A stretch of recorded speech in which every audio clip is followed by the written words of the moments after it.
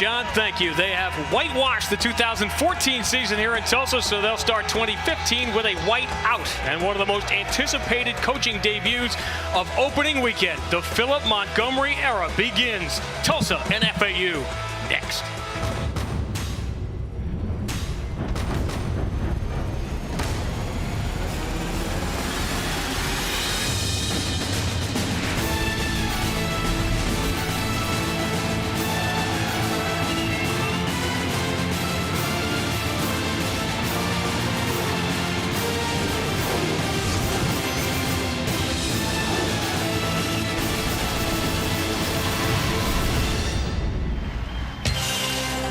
They called it Skelly Field when it opened in 1930. Today we christen season number 86. You are inside Chapman Stadium in Tulsa, Oklahoma, where this afternoon the Golden Hurricane of Tulsa welcome the Owls of FAU.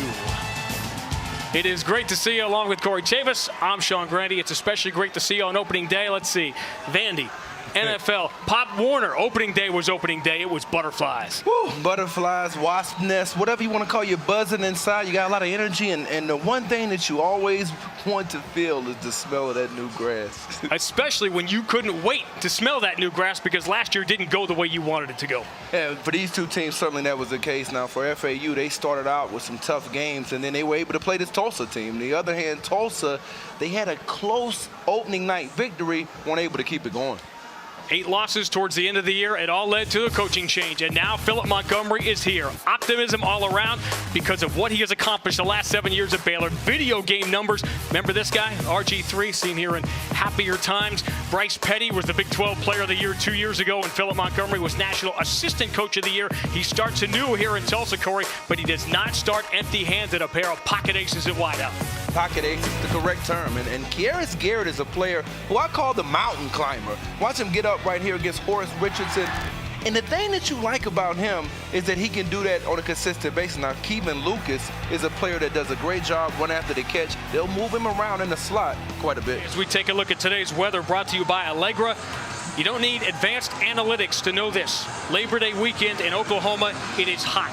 Very hot, going to get hotter as this game goes along, and as we, Corey, talk about tempo all day, the weather will play in. It really will. I think the conditioning aspect for the wide receivers, particularly of Tulsa, who are adjusting to a new scheme, interesting to see how they adapt as the afternoon moves along. I'm interested to see how Philip Montgomery adapts on the sideline as opposed to being upstairs as he have been. Tulsa won the toss, and they will go on offense first. Bishop Louis will receive the kick, and we will not have to wait to see what Philip Montgomery has been trying to install since the day he was hired here on December 11th.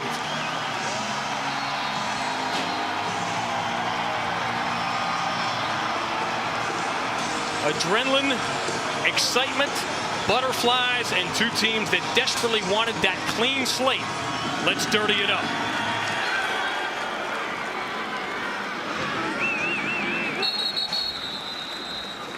Let's check the Chick-fil-A starting lineups. Tulsa made a bunch of changes, even with returning players, including one on the offensive line with Garrett Stafford. And moving him inside, a little bit of a different element for him, having somebody on the outside of him now. But he's a tough player. Does a good job in the run game. Philip Montgomery's job was to rebuild Dane Evans. The good news is you have a junior quarterback who's already had 17 starts. The bad news, Corey, he's lost 14 of those 17. A very talented, hard-working kid whose mechanics needed work. Yeah, I totally think that was the case, and I think he still led the American Athletic last year in yards passing per game. No huddle, and Evans will begin out of the shotgun. Don't blink. Not today. It's D'Angelo Brewer up the middle. The FAU defense, we talked about that front four. That's where it begins. It really does, and there's a number of different players you can point to, and also in the back end, Quavon LeBlanc making the tackle right there. Get used to this throughout the course of the day. It's going to happen a lot. Connor Floyd making the first catch of the Philip Montgomery era. No huddle, tempo. His first practice in the spring ran 93 plays in 22 minutes. And that's a lot of plays. That's a lot of plays in an hour. That's a lot of plays in 2 hours. The biggest adjustment for that man, Dane Evans. Brewer the lone setback, and it breaks down for Evans. And there's that front four.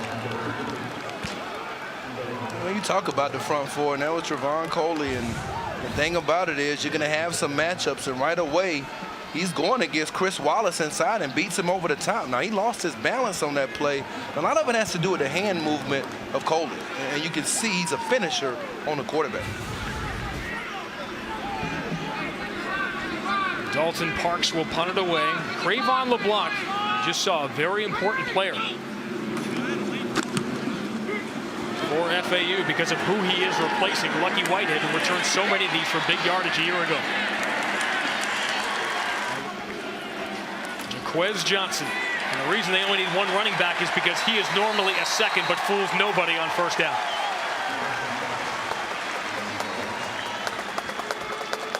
Jaquez Johnson from Starkville, Mississippi in his senior year. Similarities in the quarterbacks in that they have both been very experienced. They both had a lot of reps, but Jaquez Johnson has been a different guy this year, talking to players, coaches around this program. As you can smell it when the end is coming and you enter your senior year, things are going to be different. On the delay, Jay Warren has a strong gain, gets a lot of that back. It'll bring up a 3rd and short. Tulsa's defense, there's no other way to say it, Corey. This was the worst defensive team in FBS a year ago. It was, and they had a big problem stopping the run. They bring in Jeremy Smith. He made that first play of the game on the edge. They're going to rely on him as a pass rusher. He's a little bit light. He's going to have to hold up in the run game today. But here again, we see Florida Atlantic or FAU spreading it out. They will do it as well. Both coordinators happy that they got to prepare for a team that plays similarly. And this is what Jaquez Johnson can do. He escapes, but not nearly enough. He is run out by Craig Suits, the freshman All-American of a year ago.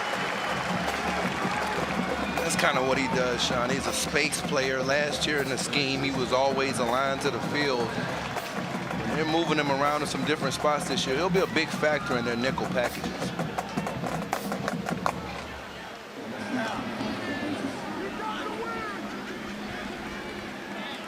Connor Floyd back deep for Tulsa.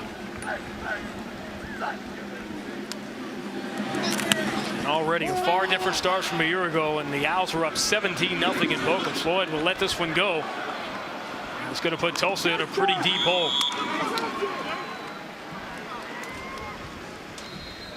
A fascinating matchup between two teams that met a year ago. The Philip Montgomery era has begun here in Tulsa.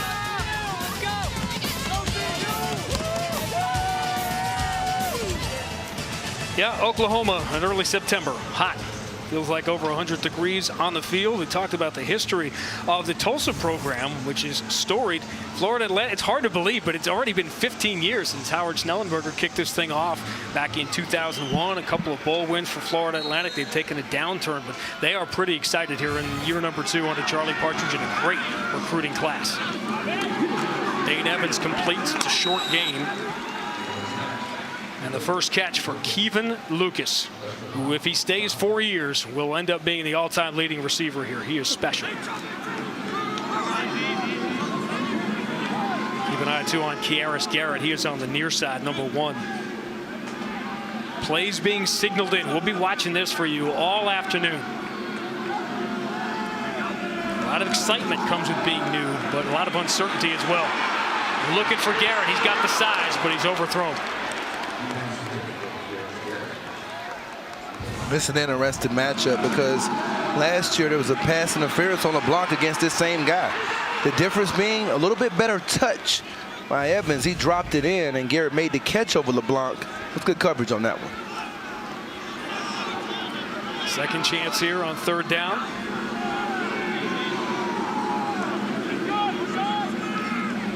And this is not exactly the tempo envisioned. This is the learning curve. Remember, no huddle doesn't always mean hurry up. Evans flushed out. He's got a shot at it, but won't get there, and he is yanked down. Freedom Whitfield comes up to make the stop.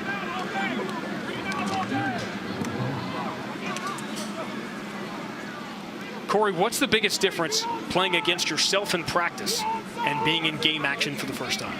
Well, I think you mentioned it earlier in the open about the butterflies. I think that sometimes people take it for granted the amount of anxiety these kids have, and that's why you saw the pace slow down a little bit right there on the first drive, because some of the guys didn't know where to get lined up.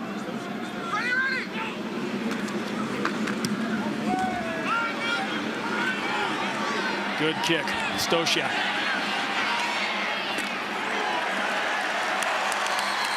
We'll bring Jaquez Johnson out, and he has always honored him by wearing a bracelet. He lost that bracelet last year, and he went to Coach Partridge and said, can I wear the number 32 to honor him? And so he will throughout his senior year.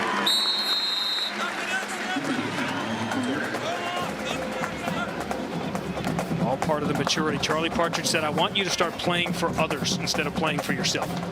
And I think that the thing that he's kind of taken a grasp of beyond it is in the classroom, being able to, he's a graduate student now, so those things help you mature a little bit.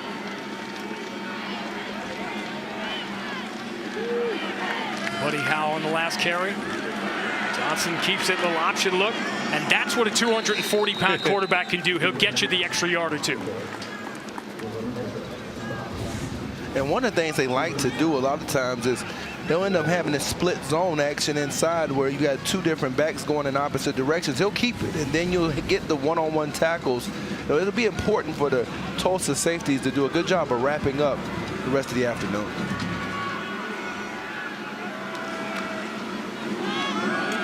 This time they give on the delay, and it's Buddy Howell again. He will be in and out with Jay Warren throughout the course of the day. Buddy Howell, sophomore, got over 5 yards per carry a year ago. They really like what they have behind Jaquez Johnson. Yeah, two really good backs, and I think that you bring him into the fold in terms of being another back. You've really got 3 running backs. Big reason the team averaged 4.5 yards per carry a year ago.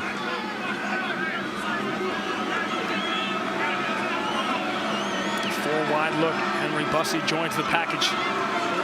Buddy Howell will join it as well, but no time for Jaquez Johnson. He makes time. He's got the first down and more. Rushed for over 500 yards a year ago. Yeah, this is just him creating right here. I mean, there's nothing really there. You get a pretty good rush by Lujan up inside, and then he finds a hole, and you have to be disciplined in your pass rush lanes against him. Those things will happen in game number 1 as well. Buddy Howell jumps on it, but a loss of 11 yards. One of the things we didn't talk about earlier was Kelly Parfit ended up moving the center, replacing Roman Fernandez, who they were really excited about. And when you move from tackle to center, you can kind of get some of those wild snaps, Sean. A new position for him today. Got to expect some of that. Center position, a big topic for FAU. They lost their starter a year ago, and Jaquez Johnson throws it to the ground, and he wasn't anywhere close to anybody, and dead center in the pocket.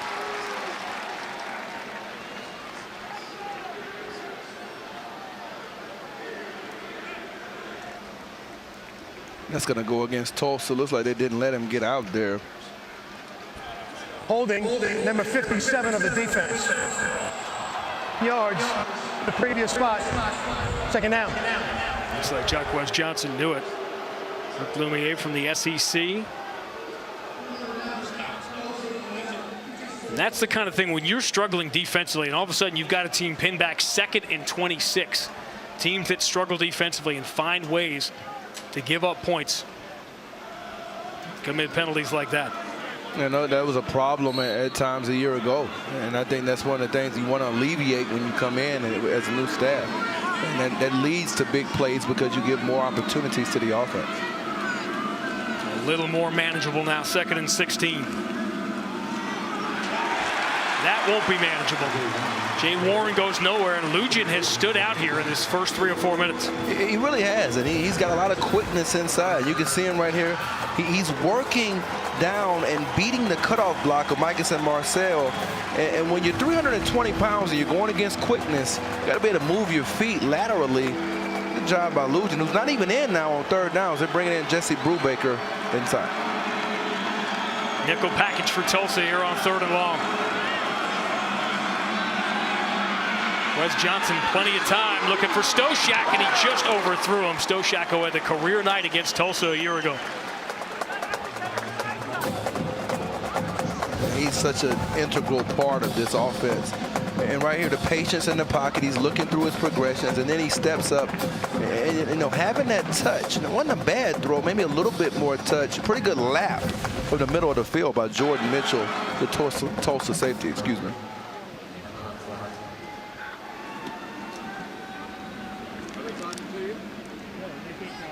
He said Charlie Partridge last year didn't know what he didn't know. This is the beauty of opening day.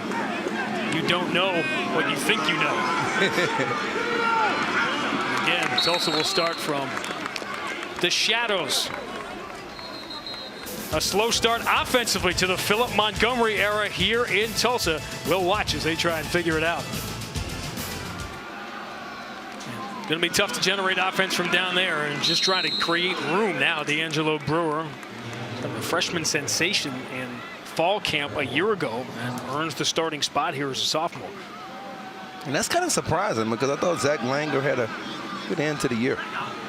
Zach Langer will be a real change of pace. They'll try Brewer again, and he runs hard into Jared Ward. And one of the guys that they talked about, the coaches, when we spoke with them, was Shalom Agbanda. Watch him come off and make this tackle. And a little bit of help that time from Jalen Young. Yeah, the true freshman. Charlie Partridge tried to play down this recruiting class and the idea of the Fab 15, which a lot of people were calling them. But clearly you can tell when you talk to the FAU coaches that a lot of these guys and a lot of these kids, even the 18-year-olds, are ready to play, and we'll see them today. Jalen Young might have been at the top of that list. So another 3rd and long from deep. Dane Evans will take the long look over to the sideline. Work in progress. 5 wide on 3rd down. Flag down on the completion to Connor Floyd. That might come back with a holding call here. Holding for the offense. And it will be half the distance for the goal. 3rd down. Chandler Miller, the freshman center, is the guilty party. Yeah, it's right there. And one of the things you'll see, they're running a little bit of a twist, and that's Brandon Bryant. You can kind of see his hand get extended, and anytime you get extension and you see the jersey come off a little bit, you know they're going to get you. But remember, he's replacing Dylan Foxworth, who had 18 career starts coming into the year. So big expectations for them. You know he's thinking, I bet Corey Davis is drawing on that right now. I'll cut it down. I'll cut it down a little bit. It's also 8 plays. 4 or 5 minutes they've had the ball. Not exactly the pace and the tempo they are looking for. Another 3rd and long. They got Evans for a safety last year. This time he'll get rid of it. He's got Garrett down there, and LeBlanc picks him off. Cravon LeBlanc stayed step for step with Kieris Garrett. And there's the first interception for Dane Evans. And that's kind of been the problem with Evans, the interception. 17 a year ago. Now you're going at their best corner, and you had success there, but watch him high point. You can negate the 6'4", the 6-inch height advantage by high pointing the football. That's a perfect example. Talk about DeJuan Smith replacing a 3rd-round pick. They expect him to be that type of player for them, and you saw all of the immense ability he has on that last play. Dane Evans, 17 interceptions a year ago. Philip Montgomery talked about the devil on your shoulder and the angel on your shoulder. Sometimes you just can't throw it.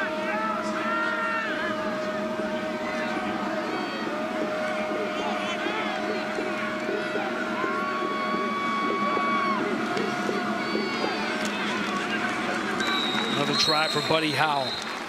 And a little surprise right there that FAU doesn't take a shot. A lot of times in those sudden change situations, particularly when you cross the 50-yard line, you see teams take a shot down the field.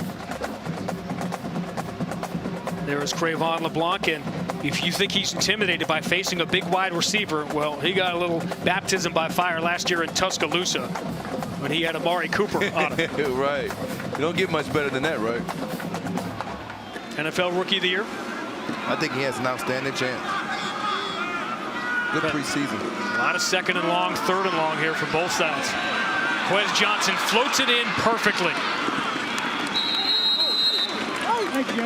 That's Cameron.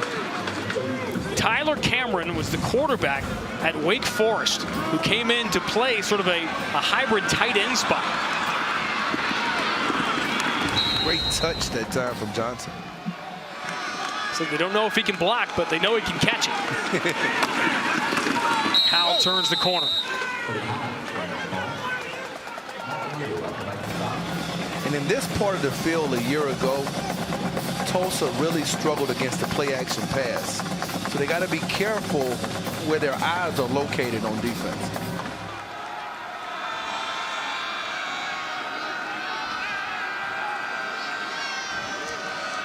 FAU with the unusual looking signals, plenty of decoys, some of which will amuse you. Howell again, big hole, turns the corner, stumbles in for the touchdown. Tulsa last year burned so often by turnovers. The interception by Crayvon LeBlanc gives them the short field, and Buddy Howell makes it pay off for the first touchdown of the year. You're running behind the left side, and the one thing that you're going to have to do is get off blocks, and then you got to be able to make that open field tackle against Howell right there to give your defense another chance. That missed tackle, hidden yardage, something to watch the rest of the day.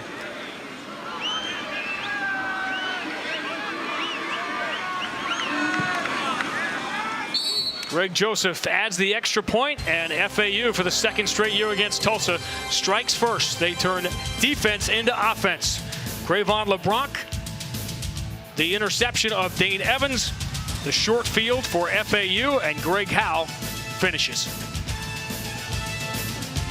I'm in the middle of the year alongside Warren.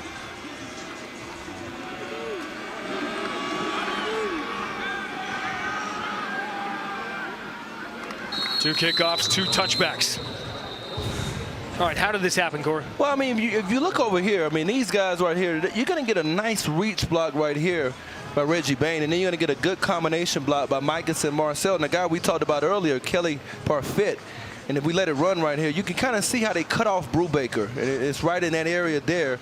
And that's what allows Howell to get to the outside. And then you got the one-on-one tackle with Mudo, and he's got to be able to get him on the ground there. But if they continue to be able to get outside and hook those Tulsa defensive linemen, it's going to be tough for them to stop those outside runs.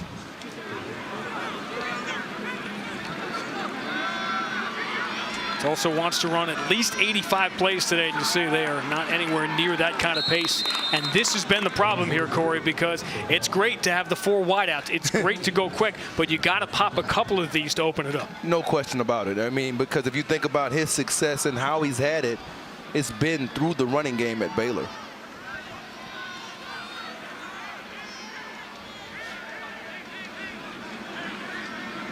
In October, in November, these snaps will come immediately. Today, Dane Evans is looking to the sideline. Now he looks to the other sideline, looking for Connor Floyd, but he was out of bounds. You're going against a guy right there, and Sherrod Niesman, who's experienced in coverage, and that was a good effort by Floyd, who has good hands. Flags fly. Evans throwing deep, overshoots Lucas. They bracketed him last year, and we have not heard much of that man, Kevon Lucas, here in the first quarter today. They're going to continue to run some different types of combination coverages to make Evans think. And that time, I think he realized he had a free play, and that's a big reason he took a shot. Offside, number 8 of the defense. Penalty would be 5 yards from the previous spot. Now.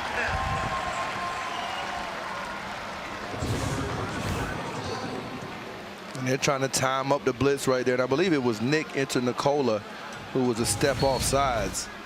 Evans realized it, and that's what a senior has to do.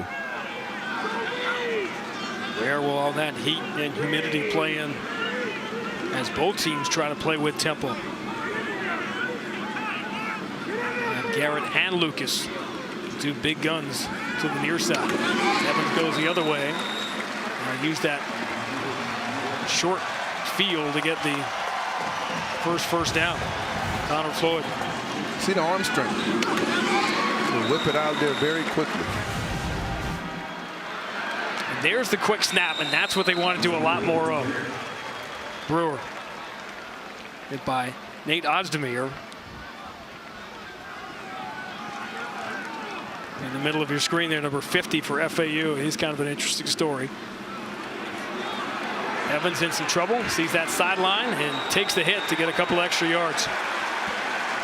It's close right there. You might get a flag because that was a little bit out of bounds by Robert Relf. And you see the result. Hit out of bounds on the defense. Penalty is 15 yards from where the play ended. First down. Let's just see how close it was, Sean, to actually being out of bounds. Was it right? Yeah, see, that's difficult. It's really tough. Yeah, I mean, he's still in bounds right there. His left foot is still in bounds when he made contact. So you can understand how Charlie Partridge and this FAU coaching staff will be a little bit disappointed in that call. You want to protect the quarterback, but he's not a quarterback anymore out there. One thing about him, though, that I've noticed in watching in the last 3 years is that he has good toughness, and that's important to be a leader. Oklahoma born, Texas raised, tough kid, didn't have the best mechanics, and he just kind of guts it out. D'Angelo Brewer forced back, and that front four that you talked about at the start, Corey, is living up to the billing. They are. They're allowing these linebackers, Nick Ozdemir coming in there and making a big play that time. We've seen the activity of Relf. Those guys are benefiting. Now a little rhythm, starting to feel it a little bit. Evans going deep, touchdown, Kevin Lucas. The short plays, the short runs, the quick outs set that up. He couldn't have said it any better.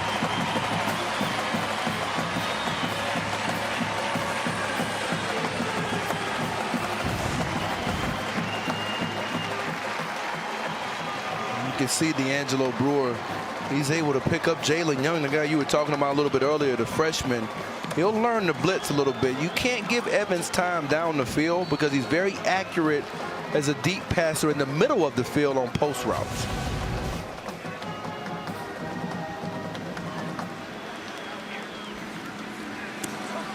$11 touchdowns a year ago for Kevin Lucas.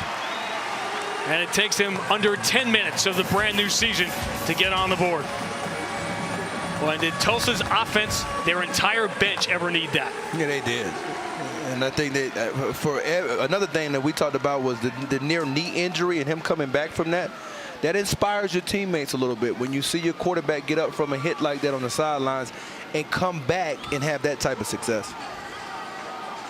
That's what a leader does. Philip Montgomery talked about his emotion. He's the leader of this offense. They take their cue, the rest of the offense, from him.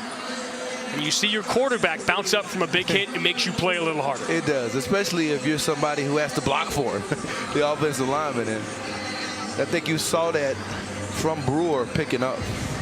And we're taking a look at it right here. Here's Lucas in the slot. And he's going to come down here, and we're going to see him run. But the wide split, look how close Garrett is to the sidelines. So as we let it run right here, you really have a safety. If you pause it right there, you're causing the corner to kind of come from the outside in. The safety set there, well, they know what kind of coverage they were in. It seemed like some type of coverage bust. Nobody ran with them down the seam, and unfortunately for FAU, they can't get that play back. We told you about Lucas and Garrett, and it does not take long. 11 touchdowns a year ago, 12th in all of college football, second in the American. Over 1,200 yards receiving last year.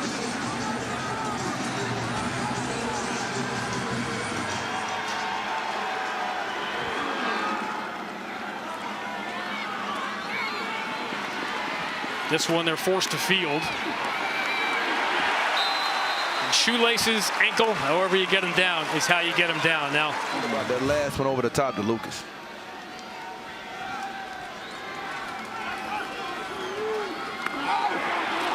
they read it but couldn't execute. And you want to get the ball in the hands of Henry Bussey. He's filling that Lucky Whitehead role this year for Florida Atlantic. And that was one of the plays that they like to use with him, that fly sweep action. And, you know, you're able to sometimes get the defense's perimeter challenge, but not on that last play. C.J. Gooden steps up to make the hit. A lot of changes here defensively for Tulsa. DeQuez Johnson very nearly picked off by Darnell Williams.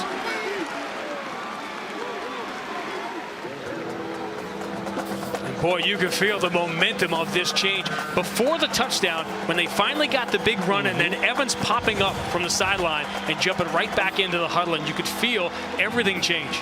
You really could. And one of the big question marks for Johnson has been the down-to-down consistency as a passer. A little sporadic and streaky at times through games.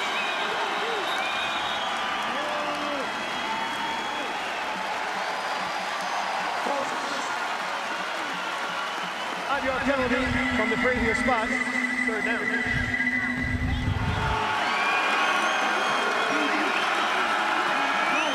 Third and long. This is where Tulsa and FAU, for that matter, both gave up so many big plays a year ago. And that was the difference.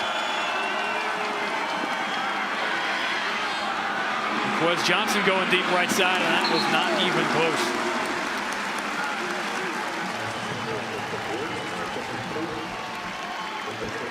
Caleb Woods. He's shadowed. He's a player they were looking for big things from this year, but he's going against their best cover guy, Kerwin Thomas, who I think grew up kind of a baptism by fire a year ago. Now, he gave up a touchdown pass early in that game we referenced against FAU last season.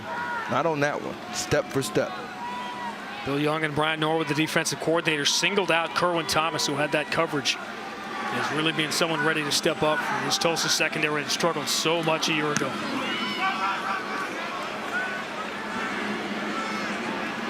Connor Floyd muffs it, but recovers.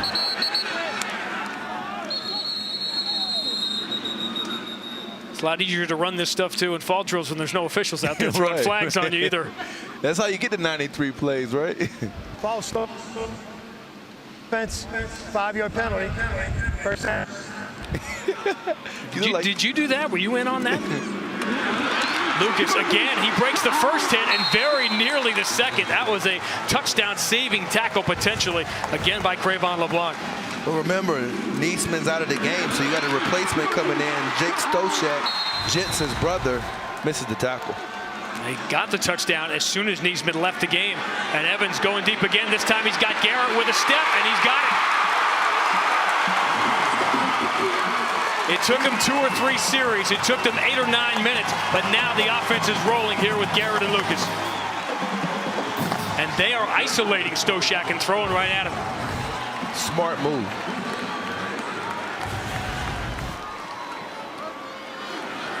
Brewer pushes the pile. At 5'9", 185 pounds.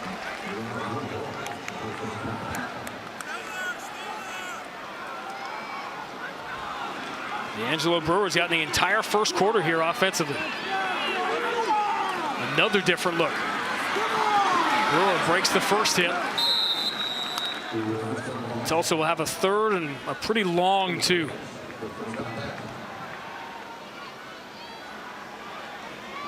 Well, it's got to be a good feeling for that man when it starts to roll. It does, because he knows that it's about pace. And right here, I would expect Lucas to be a factor. Evans calls his own number for 6.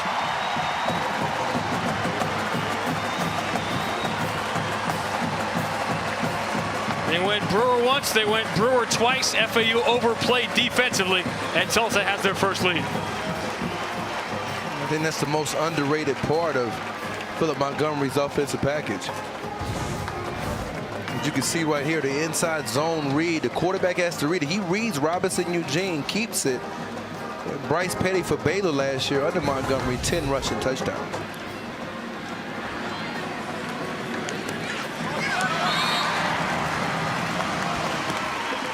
Almost as if Philip Montgomery had 5 weeks of camp and about 7 or 8 minutes of this game to get things where he wanted them. And they score in bunches. I mean, they had those big plays that we saw there.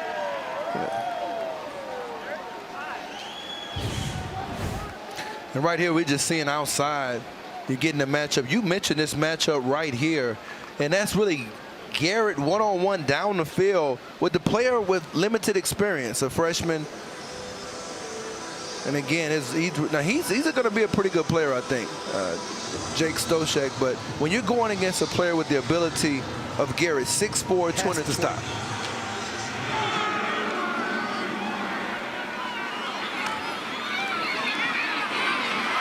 Bussey on the roll of Lucky Whitehead.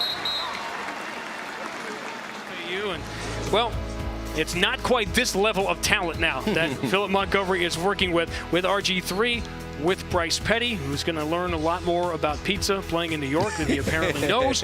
But Philip Montgomery also has a wild card in the wings. He's got the true freshman Chad President, who followed him here from Baylor.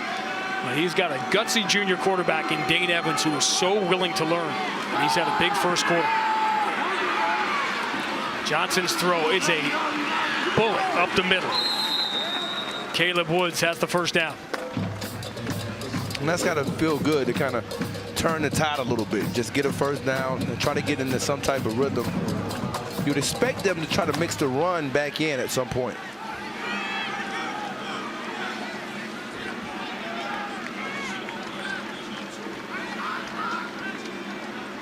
Will they get one more play off?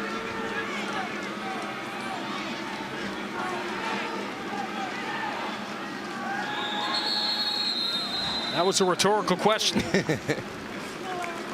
A very slow start for Tulsa with so much excitement and so much energy here to start this game. It began with the Buddy Howell touchdown for FAU, and then they got going. The long touchdown pass to Kevin Lucas, and then Dane Evans calling his own number. And Tulsa, so many struggles a year ago, 7-point lead.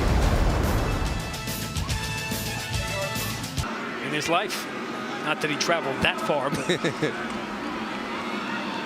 yeah, Texas and Oklahoma kind of linked, right? As he will always be linked. Ron Prowse at Baylor and Houston, and they coached together in high school and developed that offense together. Buddy Howell has been active in this first quarter. Now, some people call him Greg Howell, but not many anymore. He was in utero. His mother started calling him Buddy. Number 9 for FAU, Buddy Howell, and she did it because she got hooked on the Nutty Professor. The alter like ego, the Nutty Professor Eddie too. Murphy's alter ego, Buddy Love. Hey, it could have been worse. He could have been named Clump. Johnson complete for a first down. That's probably what should be calling me, but in the Clump. Or he could have been Hercules. Jensen Stosiak. 76. Penalty will be 10 yards from the previous spot. Second down. Cameron Solomon in as a third receiver. Johnson looking that way, doesn't have time. This is what he can do with that escapability. And hey, third and 12 is still 3rd and 12, but those little 3, 4, 5 yards that he can get extra can make all the difference. Oh, it does. I mean, you're talking about now it's at least a little bit more manageable. When you make a good throw across, he's very efficient throwing the ball in the middle of the field, but he can also throw it outside the number. This is a quarterback, and you talk about the multi-skills. He only threw 5 interceptions last year with 17 touchdowns. A lot of excitement about the senior year for Jaquez Johnson. That's short of the first down to Henry Bussey.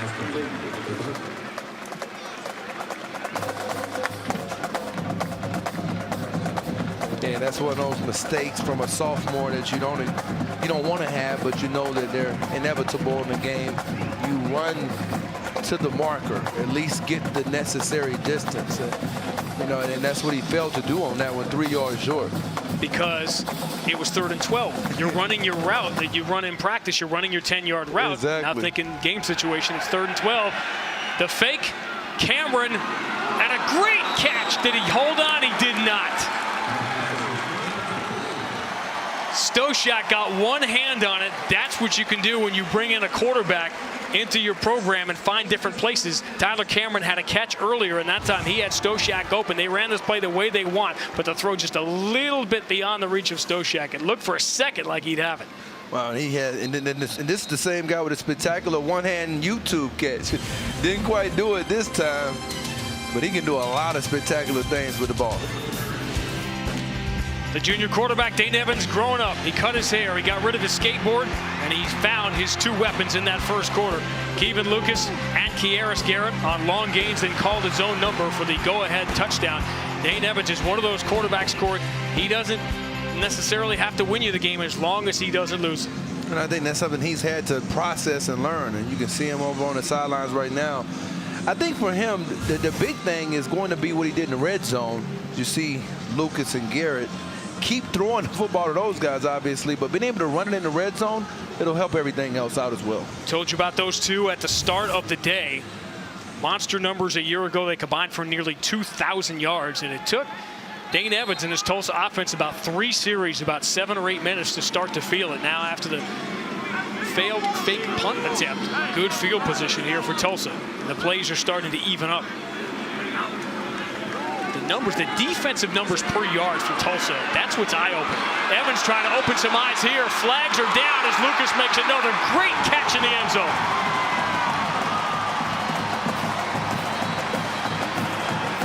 And that's going to stand. That's going to be against the defense. Holding. Holding on the defense. There it Number is. 24. Foul will be declined. Touchdown. The big plays that burned FAU so many times a year ago are starting to catch him here in this first half. Well, the thing that this offense does, it attacks your safeties, and that's what you've seen here early in the game. Now, he's waiting for it to develop, and they're running a post route again. And you don't even see Lester Thomas in the picture when he makes the catch at the back of the end zone.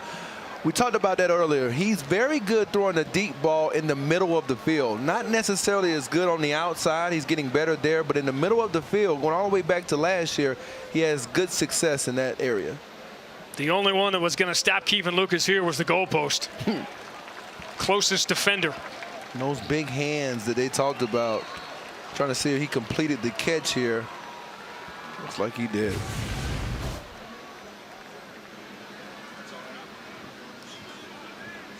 Lucas starting to put up video game numbers here in this first half. And after a very quiet 6 or 7 minutes and murmurs in the stands about Philip Montgomery and, well, what, this is the new offense? This is the new offense. Well, the body control is amazing from Lucas.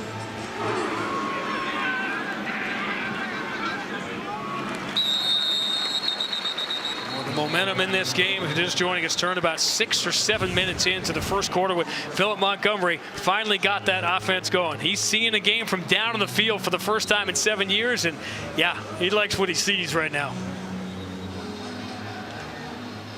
He's a cool, calm customer right there. You don't see too much excitement, but you know, inside, like you were asking me before the game, he probably had some butterflies or a lot before. What I'm fascinated to see as the day goes on, you know, Corey, on the sidelines, that can be chaos. Yeah. Phil Montgomery's one of those guys, he doesn't like chaos. He for the last 7 years, he sat up in the booth with all his papers where he wants them. You know those guys, you see them at the office and their blue pen has to be here and the red pen has to be. That's the way Philip Montgomery was, but you don't get to have that kind of control on the sideline.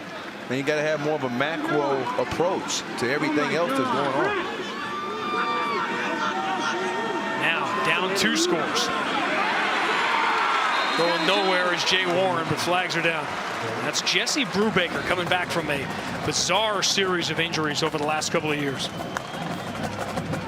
They have to feel good about getting him back because it increases their versatility up front. You know, we've been talking about some of the numbers in Tulsa's defense where they have struggled and brought in Brian Norwood and Bill Young to kind of coordinate and their efforts, which is fascinating. They are coordinators who coordinate with each other. But they've been hearing the entire offseason about how they had the worst defense in college football a year ago. Quez Johnson, dangerous bobble. So we talked to Brian Norwood and Bill Young yesterday, and Corey, I'm fascinated by this because when we asked, well, what's going to happen when something has to happen quickly, there's no real time for consultation when you have 2 coordinators. And they almost have to talk about things or talk through things on Friday nights. And right here, this is one of those situations you're referring to, 3rd and 12. How many times has FAU been in 3rd and long already in this first half?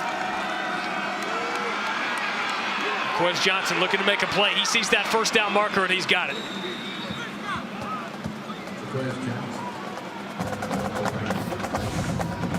And I think this was the biggest play of the game so far. And you can see Brubaker get handled by Micus and Marcel over there, and then Frankie Davis in pursuit.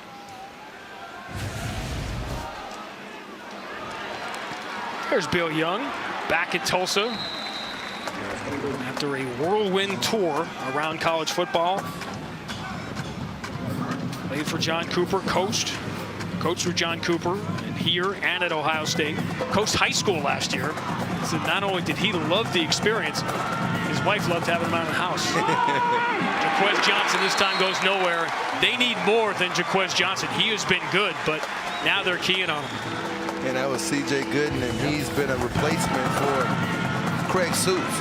And watch him close right here. It was a missed block that time by Jay Warren. It seemed like he took the fake and didn't locate who to block. Beauty of college football. You wake up in the morning, you don't even know if you're going to play. Right. You got to always be ready. Another 3rd and long.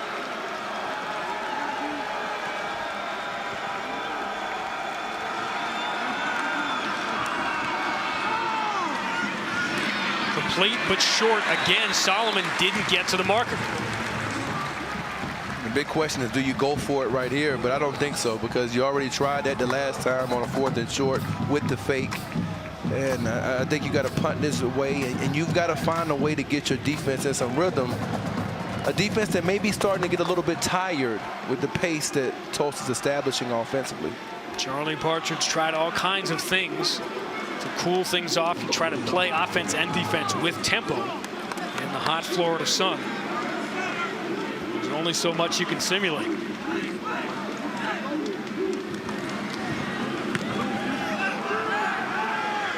Floyd is back, but won't get to make a play here.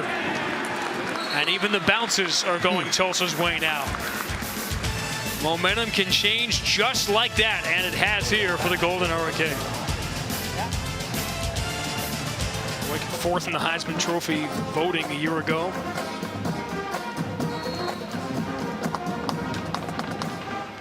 Dane Evans, won't see him on any watch list or anything like that, but he has been the leader that Philip Montgomery has needed him to be here in the first half today. Tell you what, we expected to see a mix of D'Angelo Brewer and Zach Langer. It's been all Brewer here in the first half.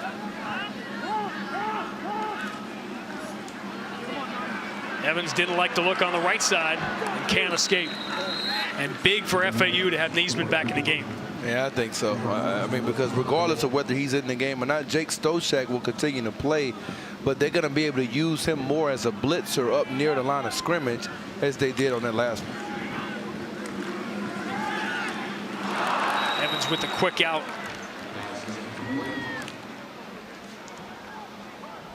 We're a little bit behind Mandel Dixon. We're going to see very little tight end for Tulsa. Well, here's the passes that you have to be able to complete. I think that being behind, you talked about mechanics earlier, Sean. The one thing that sometimes he doesn't do is get his feet underneath him when he's trying to direct some of those shorter passes. And the danger, of course, is the 3 and out. And they've been very good about keeping their defense, which was much maligned a year ago, off the field. Now the quick turnaround.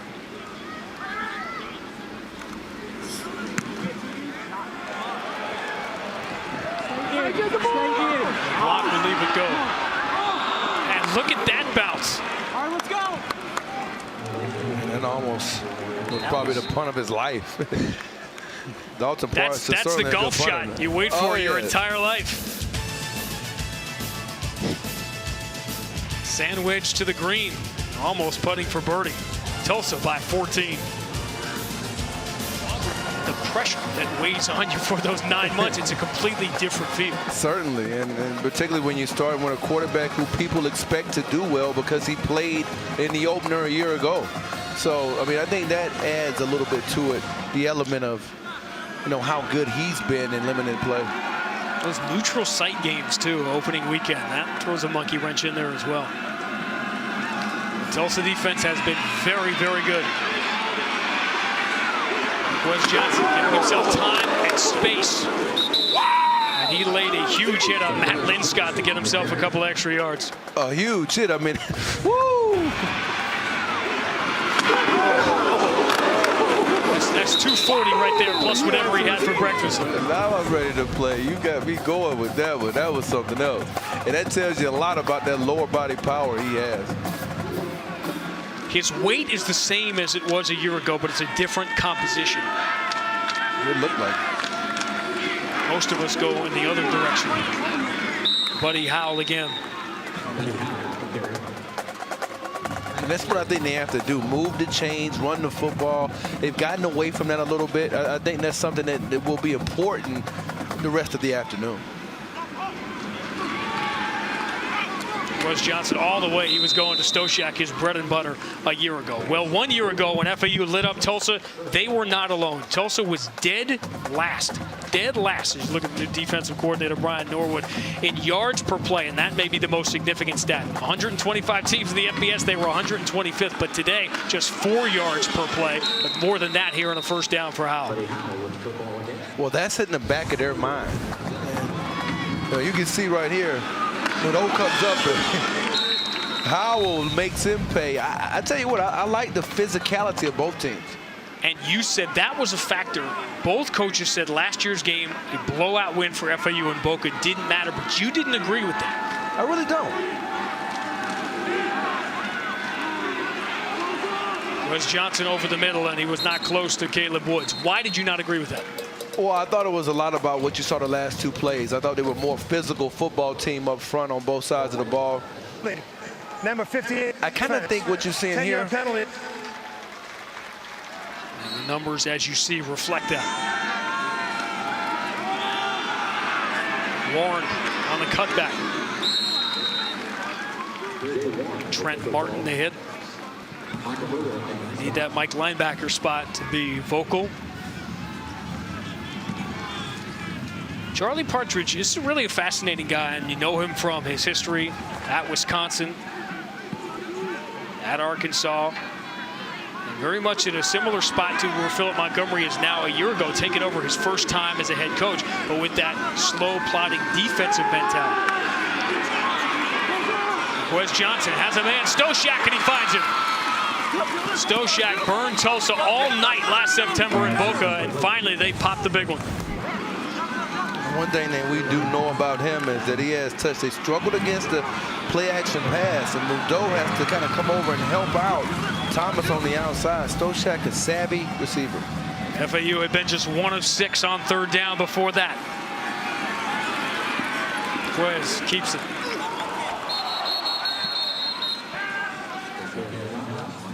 .45 yards on that catch by Jensen Stoshak.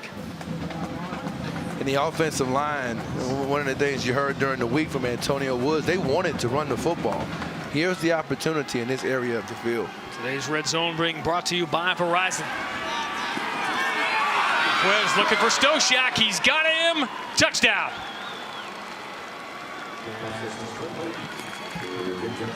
Senior to senior, when things get a little bit wobbly on the road, that's who you're looking for. And they're going after Thomas.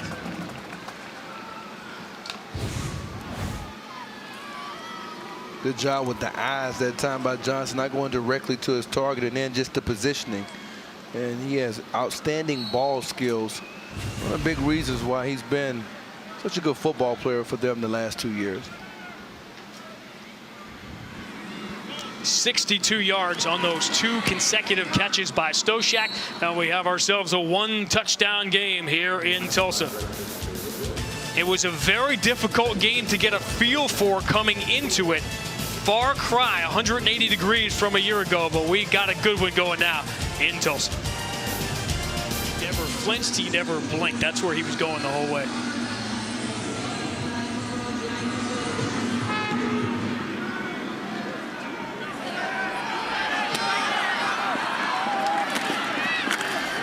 And you can hear, not see, you can hear how much more physical it is getting now. Bishop Lovey on the return. And so now those offensive numbers looking the way we thought they would. And here's the first big run for D'Angelo Brewer.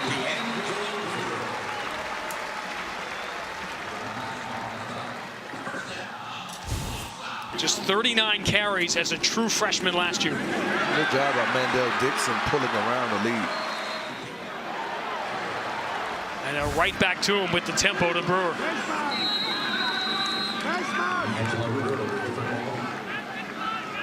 Jake Stoshak, the freshman, comes up to make the play of that Fab 15 class we talked about for FAU that they're so excited about, and rightly so. The ones making the most impact are in that secondary. We've seen several already today. 3 straight carries here for Brewer. And this is what we talked about. The Philip Montgomery offense and the spread and the quick hitters and the deep play. It only works if you can set it up with the body punches. Oh, no doubt about it. And do it quickly. Evans looking deep again. He's got Garrett. Oh, you get Garrett and Lucas one-on-one in coverages, and FAU is going to be in trouble. Man, but that's the matchup you want, though, if you're the FAU coaches. You've got your best player against their best receiver outside the numbers. Obviously, Lucas their best inside. 44-yard catch for Garrett. Brewer bounces off the first couple of hits.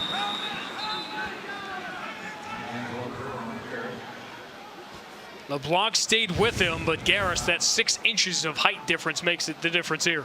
No question, and a good job by Evans dropping it in the bucket. That's 3 yards inside the sidelines. You know, that's where you're taught to try to make those touch throws. Good job by him. Another different formation. Evans floats an end zone again, looking for Garrett, but 6'4", 7'4", had to be 8'4" to make that play. Well, you're going to keep throwing at LeBlanc, but one thing about him, he's very competitive. So I don't think giving up a catch, he's already got 1 interception. They battled all afternoon. Right on cue, Garrett and Lucas approaching 200 yards receiving in this first half.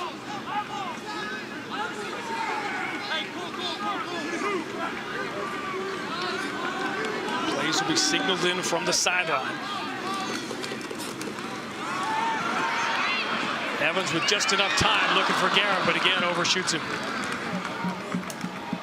That's a good stand that time by FAU, because, I mean, that was one of those situations there. If you give up another touchdown, you begin to get a deflation from your football team. By being able to stop them there, I think that keeps everybody feeling pretty good about where they're headed. Redford Jones only attempted 8 field goals as a high school senior. It's been a couple of years.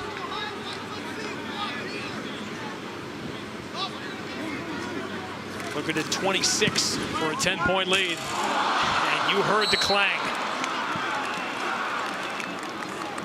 Tulsa hit an upright on a field goal on opening night here last year, and it happens again to them, and the lead remains 7.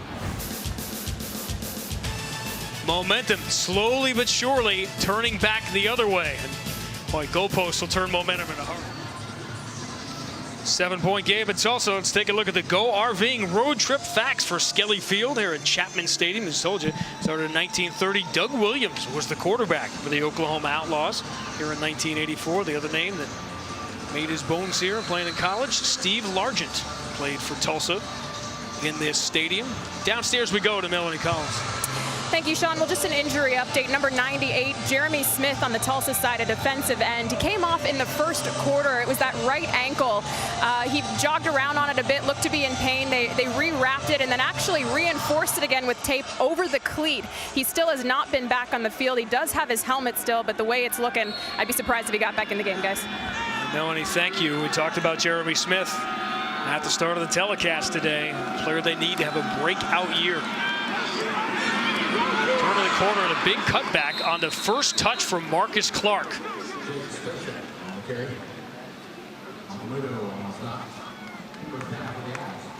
If I'm FAU, I continue to try to incorporate the running game. I mean, you're talking about a defense that gave up 5.5 yards per carry a season ago. I know it's enticing to throw the football, but you don't want to forget about their biggest weakness. Sophomore from Tallahassee, Marcus Clark, getting his first carry, just gave Greg Howell that one down off. And now FAU is really moving it. Howell to the outside, first down and much more into Tulsa territory. That's what I do, man. I mean, I think you've got to be able to attack them inside. And you see him again. They're going off tackle. They're pulling around with Dylan DeVore. He's doing a good job of making contact, and then Howell being able to bounce it. Corey, FAU has ratcheted up the physicality, and that is what has turned the momentum down there. I think so. I think the offensive line is taking it upon themselves to leave an imprint when they're going against these three-man fronts like you're seeing right here. But they may even have a quarterback run in their arsenal coming up here soon. Using the 5 receivers to spread the field.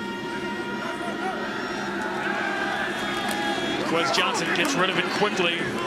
Solomon.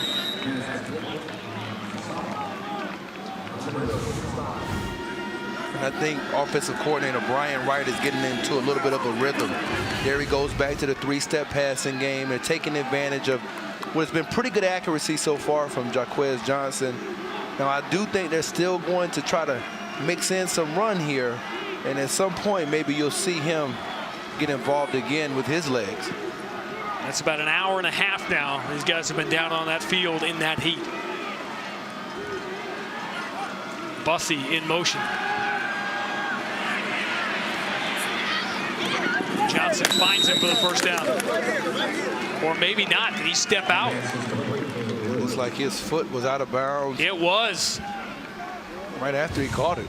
Remember, Bussey ran the route short earlier, and now here he stepped out of bounds.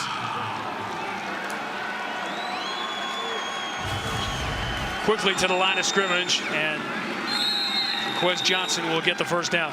And that was a no-brainer. We know that 32 fits in perfectly. It's almost like having an extra fullback. You told a story earlier of why he's wearing that number, but you know, the one thing about him, I think running the football sometimes gets him into the game emotionally, and he feels the momentum shifting, as you mentioned. When FAU went to Tuscaloosa a year ago, Nick Saban told Charlie Partridge that was the first player he was concerned about. Quez Johnson was injured and couldn't play in that game, but watching tape, that was what concerned Saban the most. Flags down as Nate Terry goes into the end zone.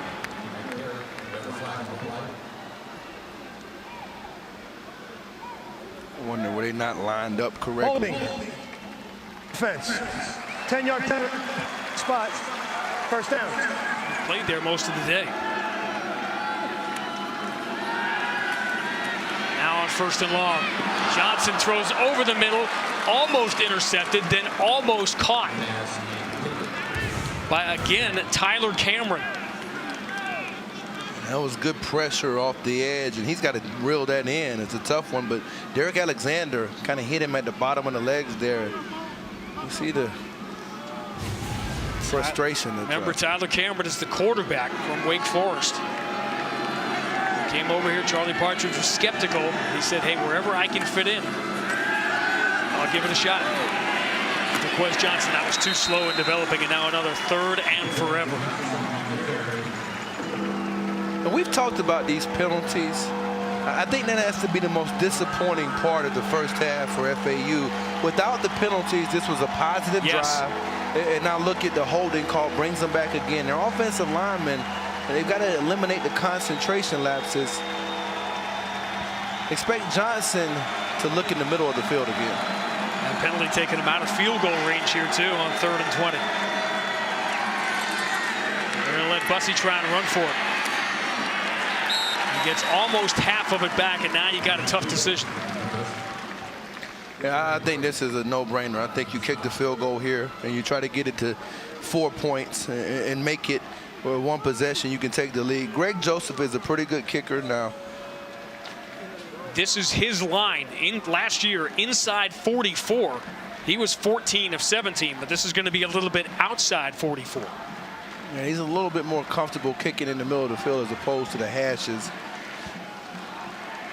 His right hash, sometimes he'll push it a little bit left. This is his left hash, though.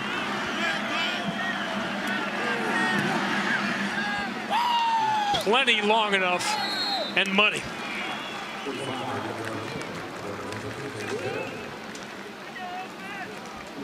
Great point.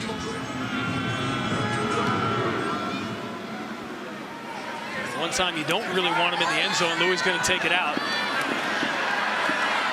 Trying to get to the outside, and he won't. Or anywhere close to it. And now Philip Montgomery may have to rethink that here as he's going to be inside his own 10. A different mentality. This isn't about today. This is about what is this program going to be. And I think the other aspect of that, I mean, is it looks like they're going to try to go ahead and maybe FAU's going to call a timeout and send their own message here. Make them do it. Zach Langer in the game for the first time for ball protection. And I like that from Charlie Partridge. I mean, you don't want to use the time, we will. Okay. I had plenty to worry about in my first year as a head coach. In my first game, I had to go to Lincoln for my first game. You're going to have to do some work, too. That's formidable there now. To watch this program develop.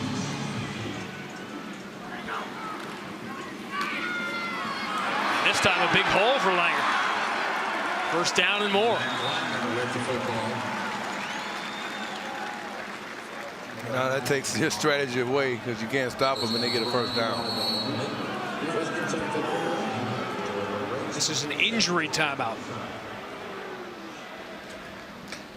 I think the thinking from Charlie Partridge was you're getting the ball back first in the second half, so if you can inevitably stop them there on that drive and get it back here at the end of the first half, you may have a chance to even extend it beginning in the second. Big collision, and that was Jake Stoshak that got the worst of it. Check. Makes it pretty easy. First down, I got time. I have timeouts. I've got some room. Lucas and Garrett are both at the top of your screen. Evans, though, looking the other way. Underthrown, bobbled, but flags fly. That was Justin Hobbs, the freshman, thrown at for the first time. And he was going against the guy you mentioned earlier, Jalen Young, the freshman. And you get a one-on-one matchup and you locate that. Pass interference. Deep 18. The penalty is 15 yards from the previous spot. First down.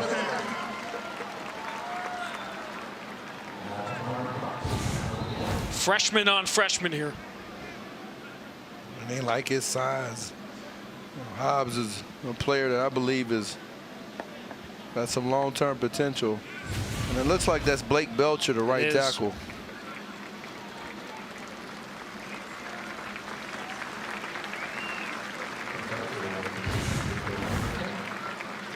Keep an eye on 78 in blue, top of your screen. Oh. Yes, right there is where he gets rolled up, and that was from the other side, Trey Hendrickson getting around the edge on Evan Plagg.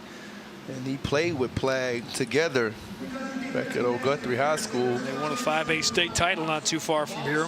That's a big loss for them because now you got to come back in. I believe Willie Wright's going to replace him. But he's a freshman. And as this very hot, very humid first half has worn on, we have seen several players leave, and we have seen both sides get younger and younger.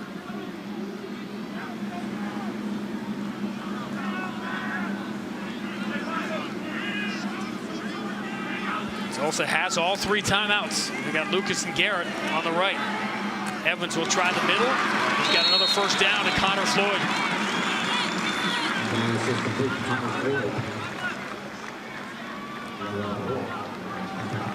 They'd rather have the tempo than use the timeout. Evans in trouble. Now they'll have to use one. The ball came out late. What's interesting, though, is Willie Wright, who got beat for the sack. And I think we just mentioned him coming in the game.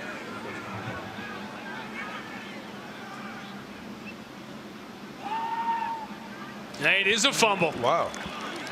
This changes everything now. You still got 1 second. Somebody can throw to the end zone, but now it can be FAU. And the defensive line making a play, the same defensive line we talked about in the start. Trevon Coley gets the sack. And here we go. It's Trey Hendrickson, not Trey Hendrickson, excuse me. I believe that's Hunter Snyder coming around the edge who beat him for the sack. Corey, these are the guys you talked about at the start of the telecast that at some point they were going to make a big play, and who knows? That 1 second looms large. That's one throw into the end zone. Well, because they were moving the other way. They were already across the field. And I think it is huge. And I think you've got to feel good when you got a strong arm quarterback like Johnson. Mentally, you're that young Tulsa defense. You're thinking your work is over. You're back in the locker room right. already. You don't think you have another play. And the guy that I would look for here, if you're looking for somebody to go up, is Caleb Woods. He's a high riser. Woods 81 right there. Tulsa calls the timeout defensively. Now, you've done this once or twice. Right. Hail Mary situation defensively, most important thing to remember. Well, I think you have to stay as deep as the deepest, obviously, but I think the one thing that a lot of times players get in the back end, you become mesmerized by the ball and you forget the positioning of the receiver. So sometimes you may be trying to knock the ball down and you're in front of the receiver. You have to make sure you actually have him in front of you, because that's a lot of times they kind of sneak behind you and they get the tip. That's why you want to have your body between them and the goal line. And if you don't, you're going to end up on YouTube. Oh, yeah. And I tell you what, they got a YouTube sensation on the other side, and they're going to line him up by himself and Jensen Stochek. We've already seen him make some good catches today, and he can make a catch while flipping in one motion. So, heck, they may even take a shot to him. Last play of the first half. Johnson, plenty of time. He's looking towards Woods, and it almost got deflected towards him. And that is how the first half will come to an end. We had several key momentum swings, which is not surprising with two very new teams and a lot of very young players. Yeah, and I think for the second half, it's going to be interesting to see which team scores first. They're going to play a big part in the entire, just the whole tenor of the next half. Offensively, such a slow start for Tulsa. So frustrating after Philip Montgomery really felt like he had things where he wanted them as camp was going on. But all of a sudden, a play where Dane Evans went out, took an awkward hit on the sidelines, ran right back to the huddle. Didn't look for a trainer, didn't look for the sideline. And all of a sudden, you could see his entire offensive line, his entire offense perked up. It really did. And I believe that those are the types of moments that you could point to later on if they end up winning. Philip Montgomery downstairs with Melanie. Coach, took a bit to get the offense going in the first half and a little bit of a momentum swing right there on that fumble. What do you guys need to do to keep that tempo up in the second half? You know, we got to come out and get first downs. We got to run the football a little bit better. We've hit some big plays on them, but we got to be more consistent. You said Dane Evans wasn't feeling the pressure coming in here today with you and this offense you brought from Baylor. How pleased are you with his play so far? You know, he's done really well. We've missed a couple of things, but, you know, you expect that the first time out. But he's settled in. He's thrown the ball well. We just got to keep plugging. Thank you, Coach. Entertaining is what you knew Philip Montgomery's offense would be, and it has been throughout the first half. You're watching college football right here on CBS Sports Network, the 24-hour home of CBS Sports. We promised you a compelling story. We promised you offense, and this one has delivered as we get set for the third quarter here in Tulsa. Sean Grandy, Corey Chavis, old defensive back. Well, you must have been cringing a little bit at some of those deep balls. Yeah, I was. I got a little bit worried for those guys, whether or not everybody at home was kind of like writing down how many times they got beat. But, you know, that's tough when you're playing defense. You got to be able to do it one-on-one. All right, slow start here for Tulsa in the first game for Philip Montgomery. They were down 7-0, but then Dane Evans didn't leave the game injured when he took a tough hit, and then his team responded. He found Kevin Lucas, a superstar wide receiver, for the first touchdown. Then he called his own number. This really got the crowd going, gave Tulsa their first lead here on opening day. Then a spectacular catch, second touchdown of the first half for Kevin Lucas. Goalpost was the only one who could have stopped him. Coming back late, Jaquez Johnson looking for his go-to, Jensen Stochak, to get the touchdown back. Then the 45-yard field goal by Greg Joseph made this a 4-point game. Penalties, penalties, penalties. The reason FAU still is behind. So big. I mean, it's been so many times where they've gotten something positive going on the offensive end, but then a penalty puts them in really behind the chains, and that has to stop in the second half if they're going to come on the road and win this football game. Keep in mind, Tulsa had the worst defense in all of FBS a year ago, and for a quarter and a half did a great job containing Jaquez Johnson. But FAU, Corey, got a lot more physical in the second half of the second quarter, and that brought momentum back to their side. I think you alluded to it, and you saw it kind of change visibly. You talked about the contact being down here, and we could hear the contact even from up here, and you could see the emotion begin to change. And I think those types of, you know, shifts, the tidal waves, I think it all comes when you bring your hat to the party. And bringing your hat to the party means playing contact football, speed on contact. And I think that's what Florida Atlantic, FAU has to do here in the second half, and it starts with their offensive line. Keep in mind, Charlie Partridge and FAU, 7 tries without a win on the road a year ago. And they lost some heartbreakers, games they had in control. They played very well at Marshall. They had the lead deep into the third quarter. Talked about the game at Montana that they thought they had won. All they had to do was kill the clock, and they couldn't do it.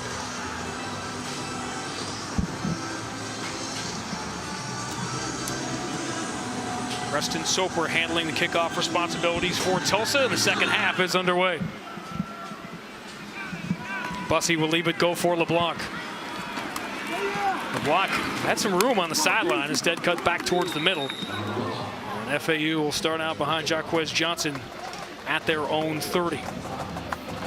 Downstairs to Melanie, she talked to Charlie Partridge. Thank you, Sean. Coach Partridge told me, hey, this is a lot of self-inflicted wounds on our part. He said, I'm proud of the way that our guys have played so far. We're moving the ball really well, and we knew we were going up against 2 NFL-caliber wide receivers. I asked him what the message was at the half, and he said we just need to eliminate those mistakes, obviously with the 7 penalties. But he said, I wanted our guys to come out with a ton of confidence. The only team that stopped Florida Atlantic in the first half was Florida Atlantic. Also, guys, just a quick injury update. Robert Ralph is out with a shoulder injury, and Lester Thomas out with an ankle sprain. Those are 2 significant injuries, 2 starters on defense for FAU. Third quarter begins with Bussey, first down and more. All right, changes that need to be made here in the second half. Well, one thing that needs to change dramatically for FAU, they've got to do a better job of pressuring on first down and getting Tulsa behind the chains offensively. And then on the other side, Tulsa, for that offense to work, and when you talk about what he's done and at Baylor, they got to establish the run, and that has to be a focal point to keep drives alive.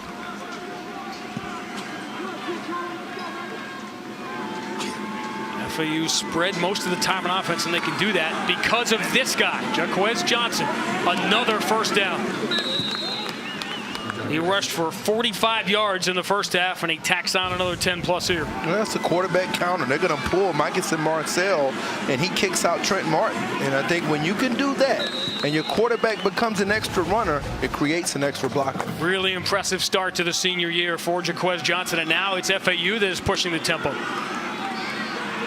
Surviving the first hit is Jay Warren, and Warren breaks free.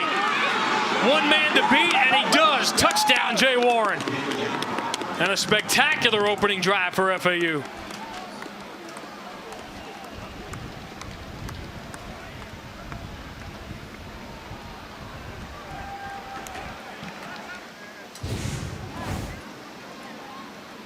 Well, again, you got the offensive line making a statement. And that time, you got Antonio Woods making an outstanding block, and that's what opened it up. And we could show that again maybe later, but he pancaked. You know, he took somebody to, not the Waffle House, but the original Pancake House on that one. That was pretty good. And FAU has regained momentum, regained the lead, and now, Corey, you've made everybody hungry. Yeah, we need to get something to eat. Well, they're eating right here, and look at the balance by Warren. Being able to finish, that's what he brings to the table as a runner. He's just nasty, and you can watch him right here. And watch this down block he makes. You talk about a pancake and getting ready to eat. He said, I feel like we only need to pass when we need to pass. And right here you see him take Jesse Brubaker to the ground. He almost makes the play, but the finish by Woods on that one opened it up, allowed Warren to break the arm tackle. And if you want to make a statement, and Woods said he wanted to run it all week leading up to the game, that's the way you encourage your coaches. We talked about Zach Langer as being a War Daddy. They've got a War Daddy award for pancake blocks like that at FAU. They've got an early leader. Warren, 5 net yards in the first half, 38-yard touchdown run. The ball is on the ground, and FAU's got it back. A calamitous start to the third quarter for Tulsa.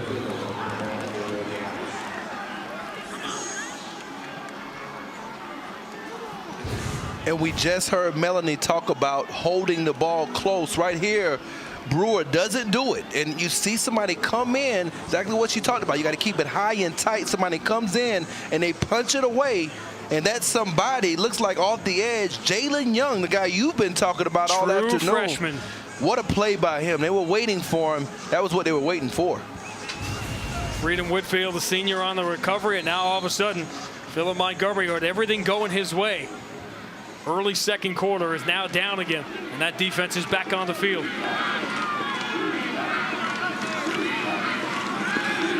High snap.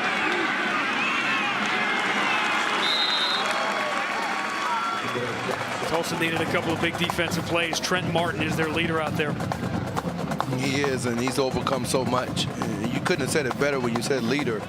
There's a Conference USA All-Freshman selection some years back, and it's been a medical struggle for him to reestablish himself in this program. Got married this past May. That'll mature you, whether you wanted it to or not. This is where FAU was for much of the first half. Second and long, third and long. And they'll be there again after the run by Buddy Howell.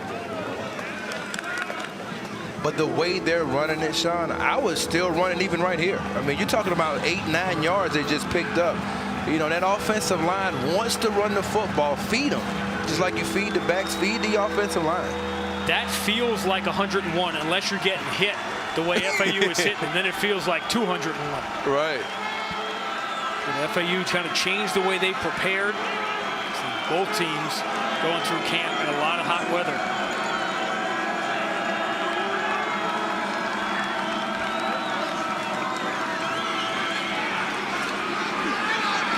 Now looking for the corner, and a first down saving tackle made by Jordan Mitchell.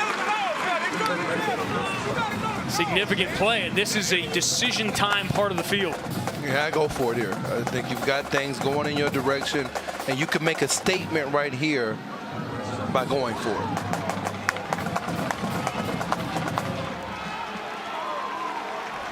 And in these situations, if I'm going to put it on somebody to run it in here, the quarterback counter with Johnson will be one of the choices. Him running the football himself. That number was top 25 in the country a year ago for FAU. Johnson on fourth down, and he finds Cameron. This time he hangs on to it, first down and more. And Tyler Cameron, the transfer, the former quarterback from Wake Forest, has made a big impact in this game. He has, and almost had the one catch that was tipped. You know, they wondered whether or not he would be able to handle the role, and he's done a fantastic job today. And now it is FAU pushing the tempo. Cameron stays out there with the four receivers, but Johnson looking to the near side to the tight end, Nate Terry. Terry's kind of like an extra receiver, only about 220 pounds, but 6'6", and they move him around a lot as well.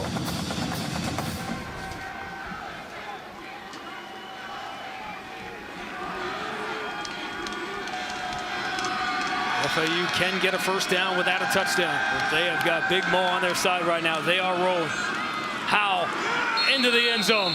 Touchdown. 2 scores in the first 4 minutes of the third quarter, and FAU back in control. Second touchdown of the day for Buddy Howell. It's an outstanding block that time by Tyler Cameron, the guy you mentioned earlier, making the catches. You don't expect to see a quarterback block like that. It almost forced you to block the way that play opened up, but he did a good job of kicking it out and opening it up for Howell.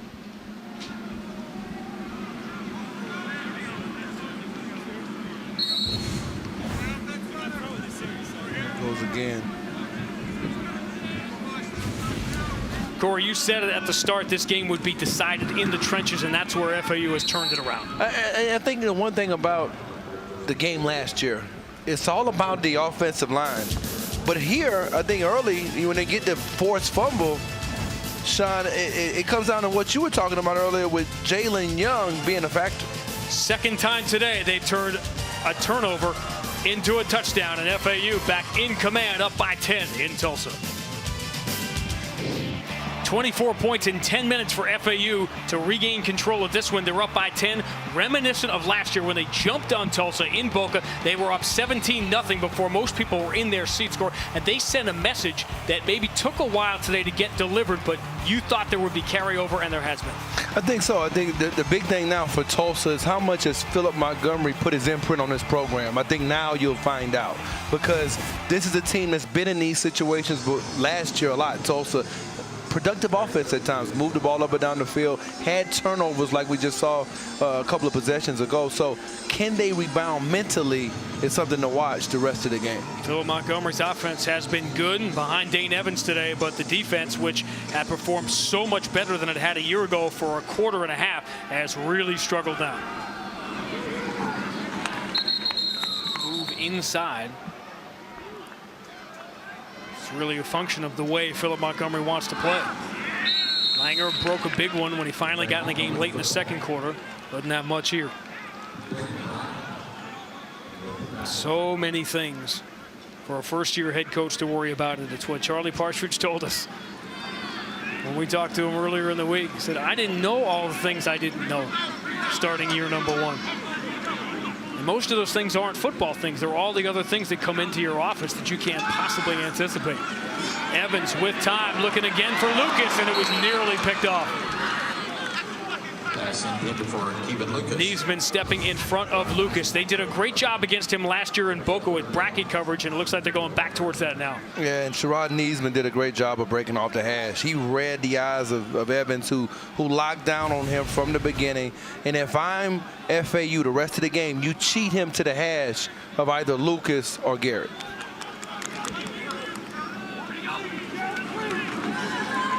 Evans in trouble. Stays calm, escapes, flags are down with a long completion.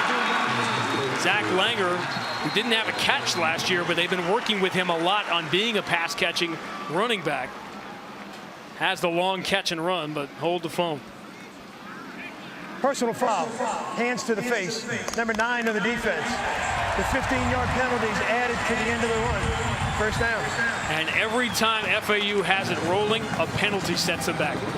And it has, and that's something that's kind of been, you know, probably one of the weaknesses for Hendrickson, and sometimes getting his hand placement a little bit high, and you can see it right in that area. And he's trying to use a post move, a left-handed post, and sometimes those hands slip as you try to get into the numbers, and that's something that you've seen in some games back in the past. Among those 8 penalties for FAU is one that took a touchdown off the board. That's why they're up by 10 right now and not 14. Langer, he's fresh, and he will be the punishing back for Tulsa. Tulsa's offense, Dane Evans has played well, Langer is rolling. But it's always going to be about Garrett and Lucas. Langer trying to open up some holes with those body shots up the middle. We told you at the start of the day to keep your eyes on Kevin Lucas and Kieris Garrett. At times Charlie Partridge wanted to duck his head and not look, as Lucas has had 2 spectacular touchdown catches. Now they've got the tempo going again. They've got Langer looking for holes, and when he doesn't have a hole, he makes one. Well, we talked about establishing the run in the beginning of the second half, and I think that's what you've kind of seen here. A top 15 team nationally in the running game the last 2 years at Baylor. Red Zone brought to you by Verizon. Tulsa hasn't been there very much today. A couple of their touchdowns coming on long passes. And finally, FAU catches up to Langer behind the line. It's a good job that time by Nick Nicola and also Agmanda inside. And now is the time where you've got to have your best pass rush move ready to go, because you've got to get some heat on him here. You can't let him just sit back here and wait for these guys that you just mentioned in the graphic to get open. You've got to bring some heat right here, because it's one-on-one across the board outside. Lucas and Garrett both to the near side, bottom of your screen. Langer close to a first down, but short. This may be where you see the tempo and go for it right here. That's what I'm thinking. The tempo, get up to the line and go ahead and push it and go for it.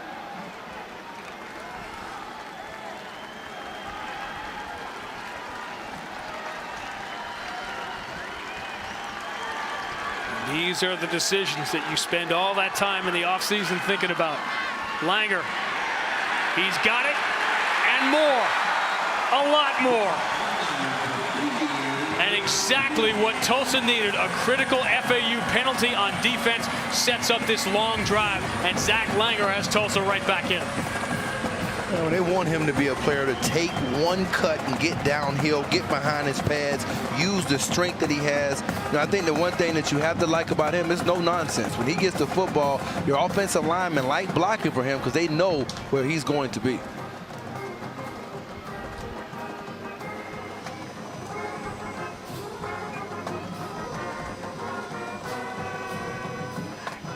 Ball's across.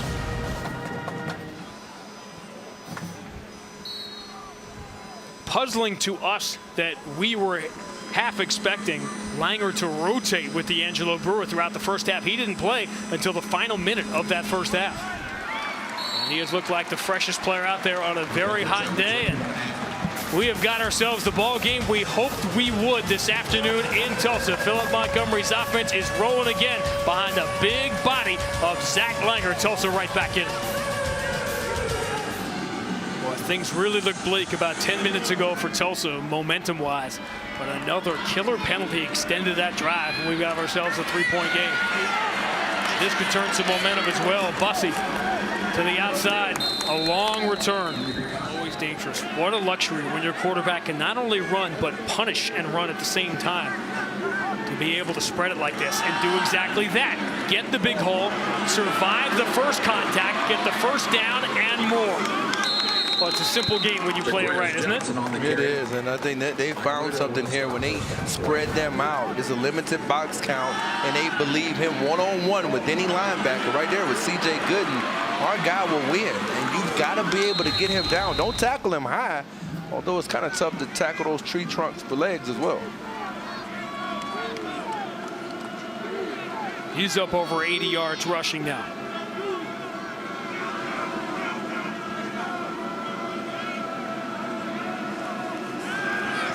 Again, 5 wide. Johnson with just that one extra second of time that makes all the difference. Turn to the corner, Stoshak.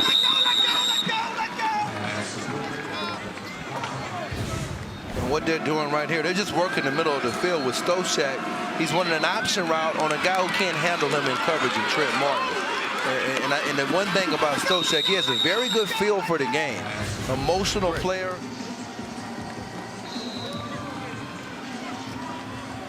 Quez Johnson has not looked nervous. A very strong start to his senior year. Again, calls his own number. Punishes another Tulsa defensive back, Michael Mudo, and getting the 1st and goal. And you know, you're a Tulsa defensive back. You're cringing right now. Yeah, because right now it's one-on-one, and I've got to be able to make the tackle, Michael Mudo, as the leading tackle.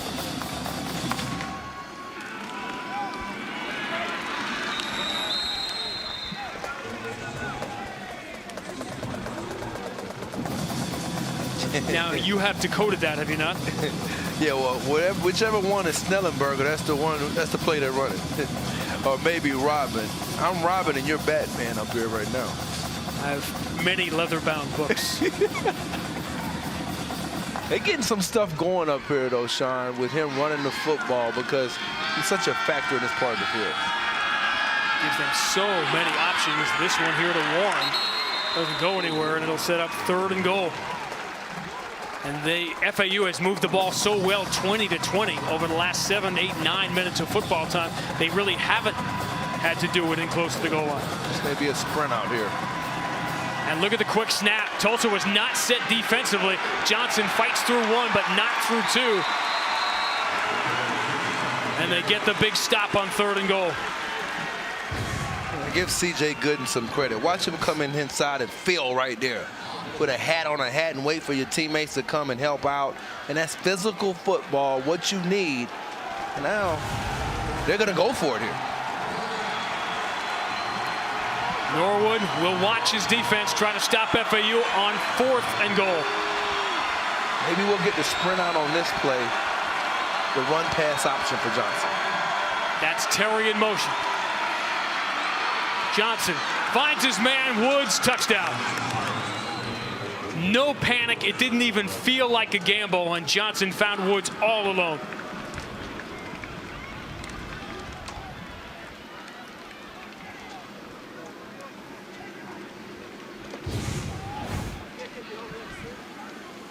They would get a little bit of a mini sprint out. You see the block that time by Jay Warren. He seals the edge, and that's why he didn't have to continue to sprint out. And the lead is 10 again. Tulsa led this game 21-7 on the second touchdown catch of the day by Kevin Lucas early in the second quarter, but it has been all FAU since.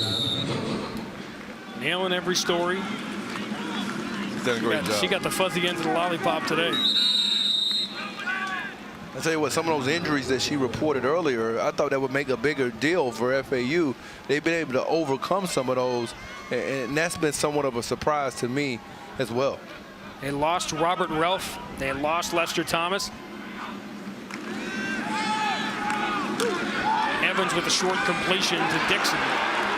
He gets very close to another first down. Well, we can sit up here and talk about the heat all we want. Melanie, you've been in it all day. Guys, it is crazy hot down here, but a little bit of relief now as some of the field is actually in the shade finally, but there hasn't been much of it. It's teamwork down here. Everyone's passing around cold waters and making runs to get more, so we're hanging tight down here, guys. Are you all good? Are you hydrated? Do you have like those little wet naps and stuff? I'm all good. I've had a couple waters in me. I think here comes some more help. You should have shared some of that almond milk you were drinking. You're fascinated by that, weren't you? I was. We all genetically are not as gifted, you know, as you are. Taking the hit to get the extra couple of yards is Lucas, his first carry. Surprised they hadn't gone to that a little bit more. Exactly. You put the ball in this guy's hands. And right there you see. And that's why. Well, he just leaps over Sherrod Neesman. Watch this. Goodness.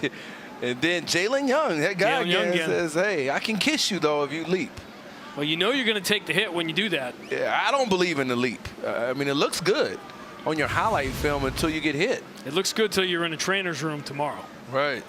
And there's somebody down now for FAU, so I think that's the big key and the big difference. Evans pulls it back, looking for Lucas, who almost made another great catch. He had his 101 catches last year on just 154 targets. That's I don't want to get all analytic-y here, but that's a high percentage of catches to targets. And that tells you a lot about his hands. Remember that name if you're watching Tulsa play for the first time. It's been an impressive day for Dane Evans. It has. Right here, we're going to get a false start. Snap infraction, number 74 of the offense. 5-yard penalty, second down. And both centers have struggled. Exactly. Langer, trained to run over people, can't. And it'll be 3rd and long for Tulsa. And that was a big stop because they were behind the chains with the false start. Now, Banda, who we just mentioned a minute ago, he comes up and makes a key stop.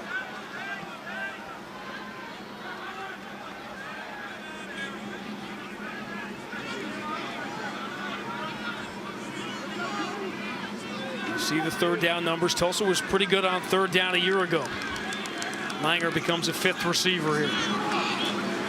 Lucas trying to have him make a play, but he can't 1-on-3.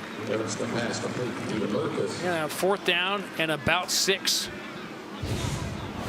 Be an interesting decision. Now that's the quickest recovery from cramps we've seen. Yeah. He went from out with cramps to river dance. Well, you did a pretty good shuffle, and I think this is a good move going ahead and punting it right here. They were about to go for it. Because, I mean, you don't want to get down anymore. Not the way FAU is moving the ball. You need them pinned back. You do, and you know, Dalton Parks has had a good day punting, and he's been he's a veteran, and so he knows it's a time to place the football right here. Second team all-conference, longest return against him last year was Lucky Whitehead. And FAU opportunity lost. Needless to say, Tulsa needs to stop just for momentum. The last 14-15 minutes, FAU's been devastating on offense. Powell. That's a lot on 1st down, though. You give up 5-6 yards on 1st down. That's tough to overcome if you're a defensive coordinator and what play to call. In this case, 2 defensive coordinators. Tulsa, for joining us late, we talked about it throughout the day. They gave up 7 yards per play, the most in FBS college football a year ago. And it's been a lot more than that over the last quarter plus. Tulsa led this game 21-7 midway through the second. Fouled again, stopped again. Now the first in a series of significant second half plays coming up here. And that was a big stop. I mean, you've got to be able to have guys step up. And I believe that in that last play, you're getting a pretty good job by Colton Schindler coming in and making the tackle. And you need some of those young players to continue to make plays. And here, you got to get off the field. Somebody in the secondary has to make a play. If I'm FAU, though, I think seriously about running it again. Tulsa defense has been good on third down. They've stopped 8 of 10. Call this a long 3. Johnson wants to throw, has a man, flags down everywhere as he overthrows Caleb Woods. May get another penalty here. Another hold.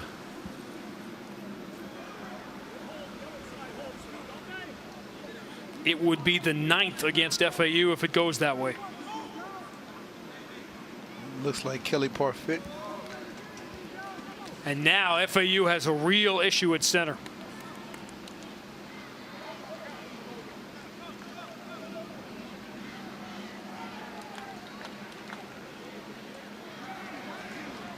You're so right about that. Personal foul, hands to the face against the defense. Ooh. Penalty will be declined. 4th down. No, they can't. Whoa. Hands to the face offense. Yeah, we got. Let me listen. I think it's probably going to be maybe against that guy, against Derek Alexander. Let's take a look at it right here. And it's actually personal foul, yeah. Hands to the face, 76 of the defense. Foul is declined. 4th down. 76 of the offense. Right. Hey, it's hot out there. That affects you in many. Your leg isn't the only place you can get a cramp. Hey, well, you know, it was unfortunately it was Kelly Parfit who brought another penalty for him, and they'll probably have to move Dylan DeBoer, I would believe, inside the center now. Won't go on the record, but had they accepted the penalty, would have put FAU over 100 yards in penalties. But still, as you can see, more than a quarter remaining. That was a big stop.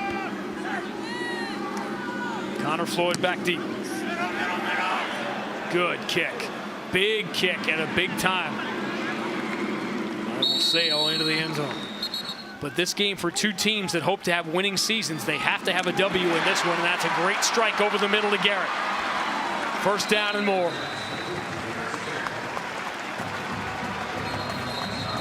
Just when it seems like FAU is about to overpower them and take over this game, a mistake, a penalty, and you leave one little window Personal for Garrett foul. or Lucas. You got Roughing problems. the passer with contact to the head. Number 9 of the defense. 15-yard penalty is added to the end of the run.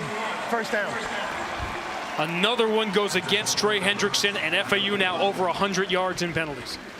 One thing we talked about, that's the second penalty on Hendrickson today, and one of the things that has shown up on tape was the ability or inability to keep his hands down. You saw him when the hands to the face a little bit earlier against the offensive lineman, that time to the helmet of the quarterback. 100 yards, as we told you. Going left side. Danger. That's an interception. And another interception. Wow. Herb Miller, the true freshman. And another big play made by one of the Fab 15.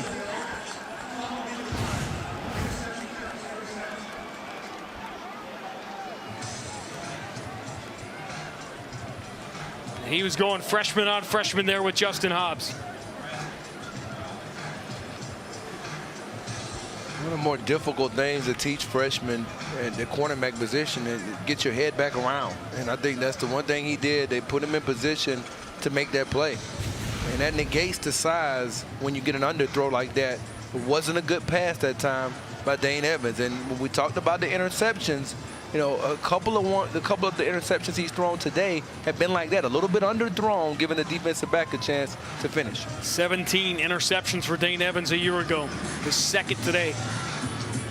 But those are those things you talked about, mechanics, they become so important in those situations. And FAU has turned turnovers into points this afternoon. They'll try to do it for a third time.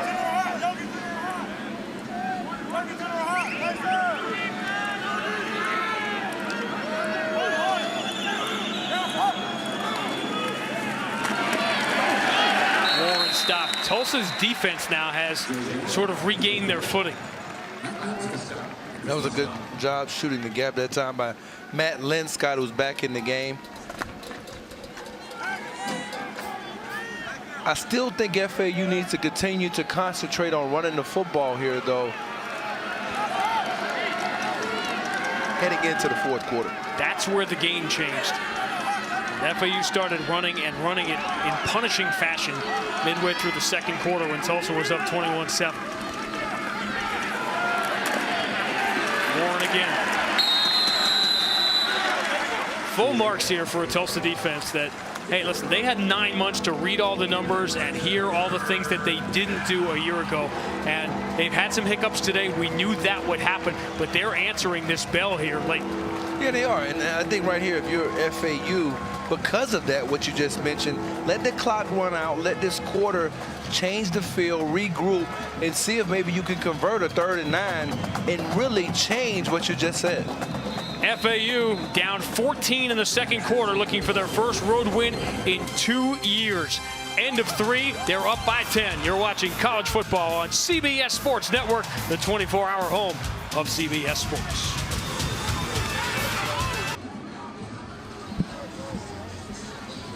It's tough enough sometimes to watch a game at 100-degree heat index, let alone play one, particularly when it is opening day. Tulsa, a 21-7 lead in the second quarter, but FAU has been so punishing in turning this around.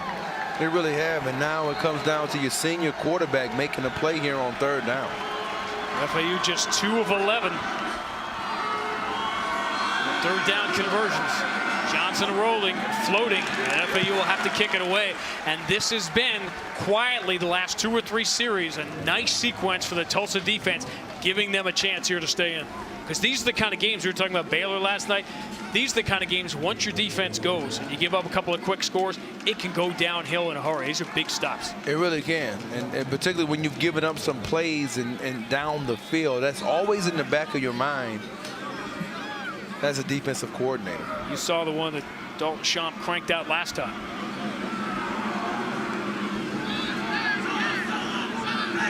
Connor Floyd standing in midfield. Be a little optimistic. He's right on the money.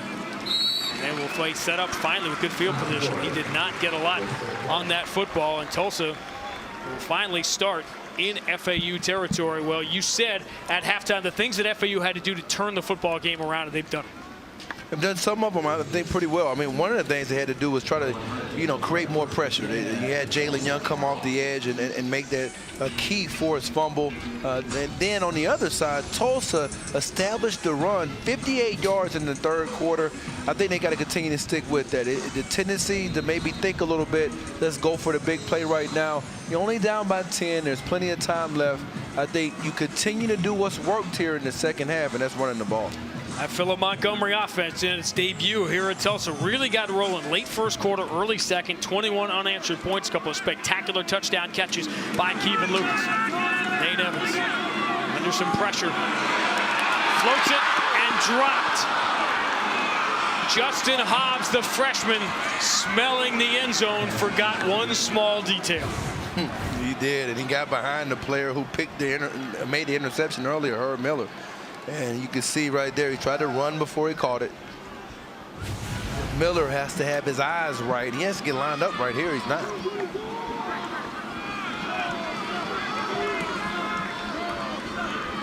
There are going to be coaches watching things like this gasping at guys out of place, but we've had freshmen step up. We've had true freshmen have to step up in this game. Langer, the primary ball carrier in the second half, stopped a yard behind the line of scrimmage here, and suddenly it's 3rd and long. The little things. Evans threw a perfect ball. Justin Hobbs dropped it. Would have had a 3-point game.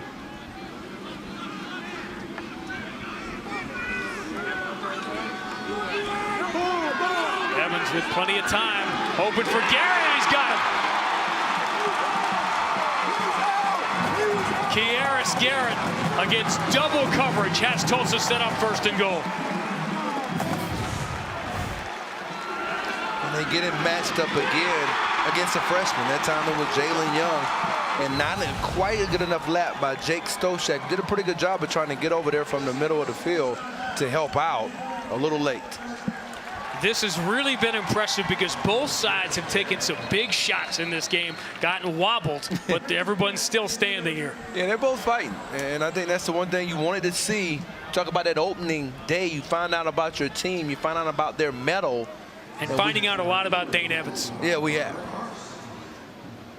Started with the injury you mentioned that he almost had and fought back from. 43 more yards, Evans to Garrett. Let's take a look at it right here and see whether or not he was out of bounds and came back in, and I think he was. And he can't be the first player to touch the ball when he comes back in bounds. So this could be a, talk about a shift in. Let's see, was he forced out of bounds? It looked like he was at that first angle. Yeah, I think maybe he was forced out of bounds, which would allow him to come back and reestablish himself. But if he went out on his own early before the force out, then they would take it back. See if we can take one more look at that again and see if he was forced out. We'll try to point out the point where he was maybe forced out, huh? That was the call on the field, was that he was forced out. After review, the ruling on the field is confirmed. Right. 1st down.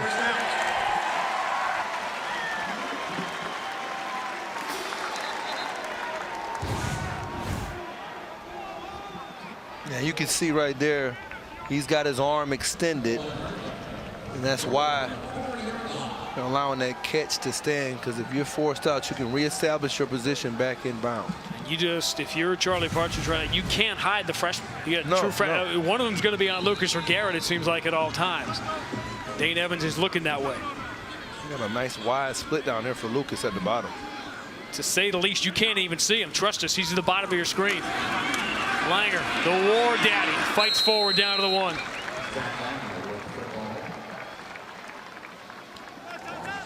Give it to him again. Go right back to it and see if he can get it in. Quick snap, back to Langer. He can't.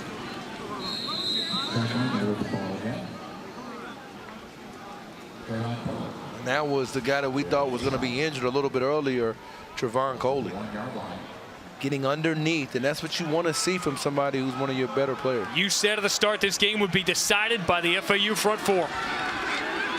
And they can't stop Langer. 3rd time is the charm, and we're an extra point away from a 3-point game here in the 4th quarter on opening day. Now watch both of their defensive linemen end up on the ground right there as they pull Chris Wallace around. We talked about Coley and also Brandon Bryant. They're 2 stalwarts in the middle. Both of them ended up on the ground with down blocks inside by Chandler Miller in that Tulsa front. Langer didn't play the first 29 minutes of this game, but he's got a pair of touchdowns in the 2nd half, and we have ourselves a 3-point game here in Tulsa. Dane Evans has looked for his opportunities, and he has found them with Lucas in the 1st half, and another great catch by Kearis Garrett, taking advantage of that young FAU secondary, and the war horse Zach Langer punches it across his 2nd touchdown of the 2nd half. A 3-point game in Tulsa.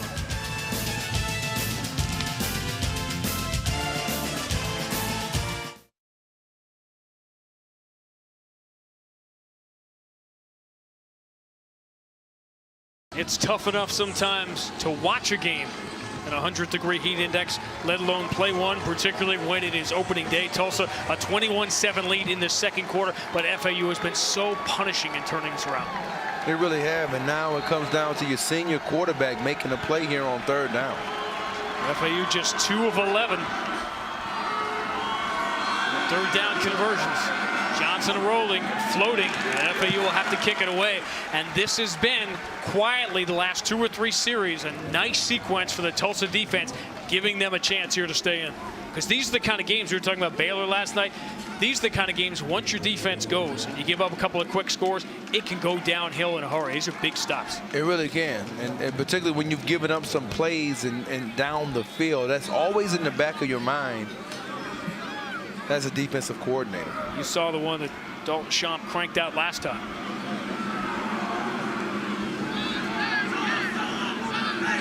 Connor Floyd standing in midfield. Be a little optimistic. He's right on the money. And then we'll play set up finally with good field position. He did not get a lot on that football. And Tulsa, 21 unanswered points, a couple of spectacular touchdown catches by Kevin Lucas. Nate Evans under some pressure. Floats it and dropped. Justin Hobbs, the freshman, smelling the end zone, forgot one small detail. He did, and he got behind the player who made the interception earlier, Herb Miller. And you can see right there, he tried to run before he caught it. Miller has to have his eyes right. He has to get lined up right here. He's not.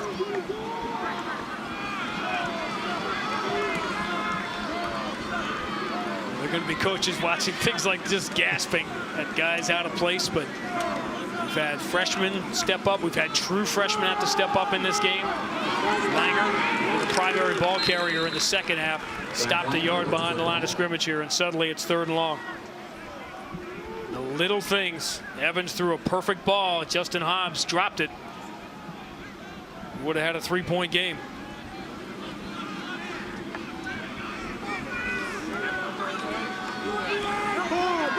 Evans with plenty of time. Open for Garrett. He's got him. Kieris Garrett against double coverage has Tulsa set up 1st and goal. And they get him matched up again against a freshman. That time it was Jalen Young. And not quite a good enough lap by Jake Stoshak. Did a pretty good job of trying to get over there from the middle of the field to help out. A little late. This has really been impressive because both sides have taken some big shots in this game, gotten wobbled, but everyone's still standing here. Yeah, they're both fighting. And I think that's the one thing you wanted to see. Talk about that opening day. You find out about your team. You find out about their mettle. And finding out a lot about Dane Evans. Yeah, we have. Started with the injury you mentioned that he almost had and fought back from. Was that he was forced out. After review, the ruling on the field is confirmed. Right. 1st down.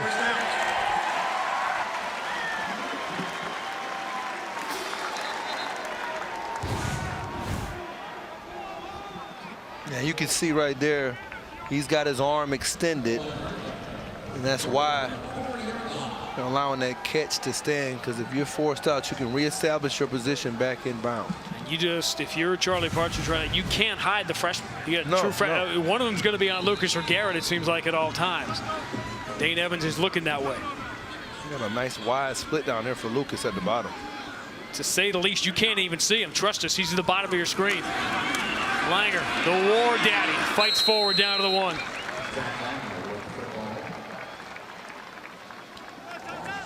Give it to him again. Go right back to it and see if he can get it in. Quick snap, back to Langer. He can't.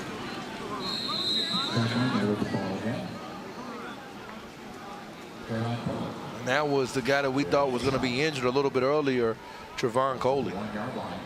Getting underneath, and that's what you want to see from somebody who's one of your better players. You said at the start this game would be decided by the FAU front 4. And they can't stop Langer. 3rd time is the charm, and we're an extra point away from a 3-point game here in the 4th quarter on opening day. Now watch both of their defensive linemen end up on the ground right there as they pull Chris Wallace around. We talked about Coley and also Brandon Bryant. They're 2 stalwarts in the middle. Both of them ended up on the ground. The down blocks inside by Chandler Miller in that Tulsa front.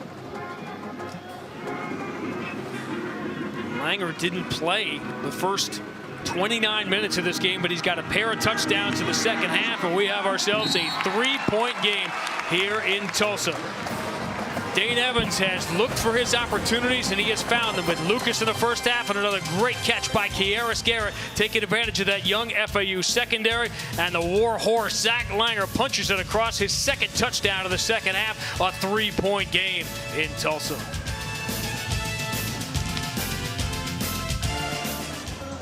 Got to have friends who can pick you up. And the freshman, Justin Hobbs, number 29, had a touchdown in his hands, and this is how it slipped through those hands. He tried to run before he had it. And that would be replayed over and over again, but Zach Langer pulling his way through for his second touchdown of the second half.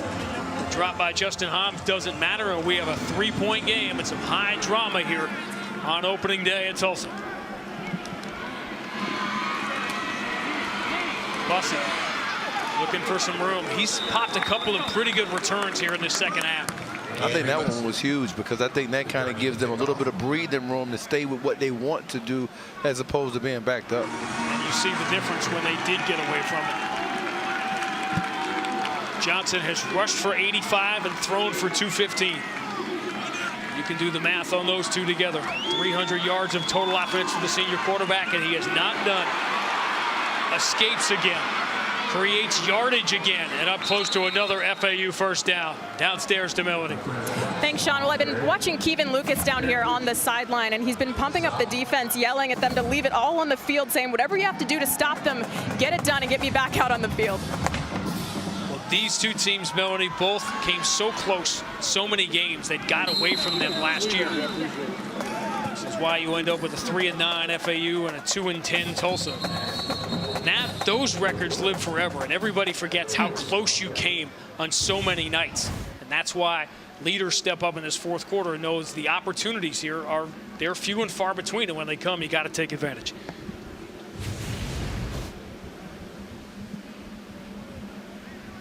Another injury. This is Derek Alexander, and Tulsa cannot afford to have him off the field for any length of time. See him with the water too.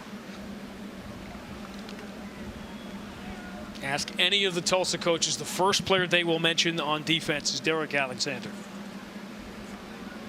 He's been a little quiet today. I think the pace of, he's, one of the things that he does a good job of is being a good run defender. But this hasn't been like a breakout type performance for him by any means. But he's just a solid player who they know what they're going to get from week to week. Big day for the family. His brother Dominique, Oklahoma Sooners, will play their first game tonight. Couple hours down the road. Those numbers, no surprise. We thought we had a pretty good shot to get 1,000 yards of total offense today, and we're going to blow right by that in a bit. It's the first time we've seen Quez Johnson change things up at the line.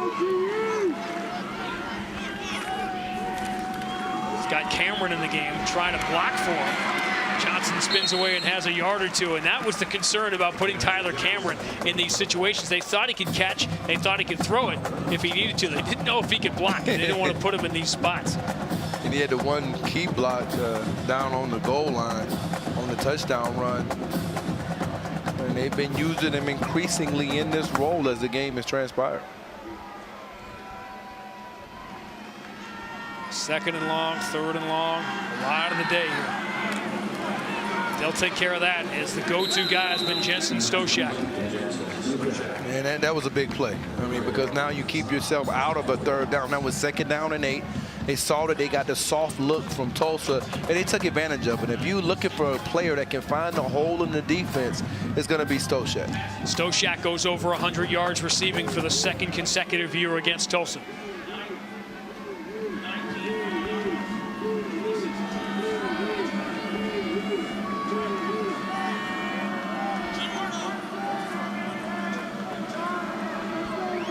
Defensive signals coming in on the Tulsa side. Howell with a good push.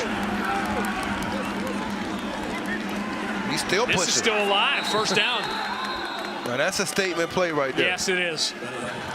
And you talked about leading the way. You got Cameron right here. Let's see what he does. He actually does get a hat on somebody, and he keeps blocking. I mean, it's interesting. You got a quarterback in there blocking for you. He's going to get some props in the film room on Sunday morning for that one. Hey, Wake Forest last year, the only thing, he did win a title last year. He was on the debate team at Wake Forest. They won the ACC title. Well, he won't have to talk much to hype that play up. Another first down. FAU starting to get the wheels rolling. Flags down here on that first down incompletion. That's going to go against, I believe. Holding 64 of the offense. 10-yard penalty, creating the spot. First down. Antonio Woods. And, you know, even regardless of the holding call, another penalty, by the way. I mean, they've got to be, the coaches almost have to be, you know, looking for Pepto-Bismol after these. I mean, they're going to be very upset tomorrow reviewing the film. So many penalties. That will make a long flight longer tonight if FAU can't hold this lead. 5 wide again, but Johnson has run out of this spot quite a bit here. Takes the quick hitter. Stoshak again. They made a little bit of an adjustment. Now they got Patera Wilson in there, and he's a guy that can do a little bit in coverage, but he's also played defensive end for Tulsa, but he did a much better job of matching Stoshak. Remember earlier we saw him beat Trent Martin in coverage. Wilson played a lot. He was a true freshman a year ago. At some point, I believe I would take another shot here up top with Caleb Woods, number 81. How do you stare at those signals and not have your eyes drawn to Will Ferrell, is my question.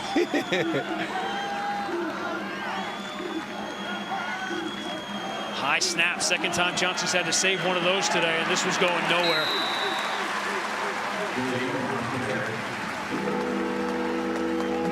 Zeke Asiibu. As the game is going on, you've seen a lot more linebackers playing for Tulsa. You've seen C.J. Gooden, seen Asiibu, and we've seen Patera Wilson come in. And they're rotating the defensive linemen as well.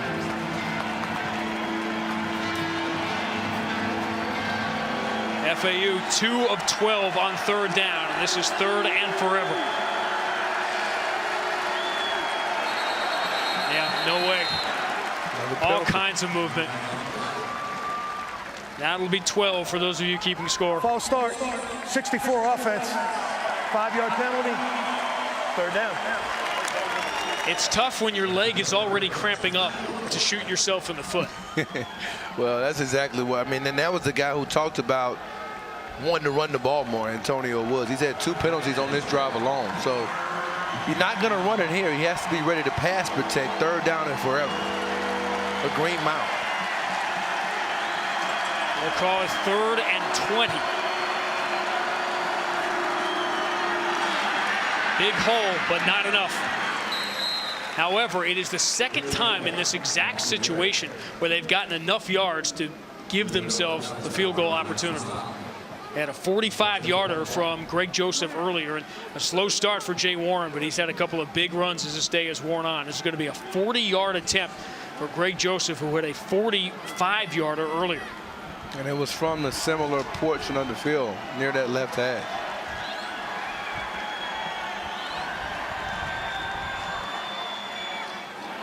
Sailing wide. And after a season in 2014 where huge fourth quarter stops were few and far between for Tulsa, they get one at the best possible time. They'll get the ball back with a chance to tie or better when we return to Tulsa. Corey, look at this. The shade on this brutally hot day is all on the Tulsa sideline. FAU has been drenched in sun the entire time. Back in the game is Brewer, and he's got a little catch and run for about 7. Can that make that much of a difference, standing in the heat, standing in the shade on a day like this? I think it does without question. And I think you're seeing some of the results as the game goes on. Brewer again, and you can see the FAU defense now quickly back on the field. And now you got the change of pace. Langer has been punishing them for the last hour. Now you go back to the speed back in D'Angelo Brewer. And I think it's a good move. I think that you've already seen, like you talked about, the lack of an adjustment. Number of plays. Remember, Tulsa wanted 80 to 85. And the 64th is a big first down catch for Kevin Lucas.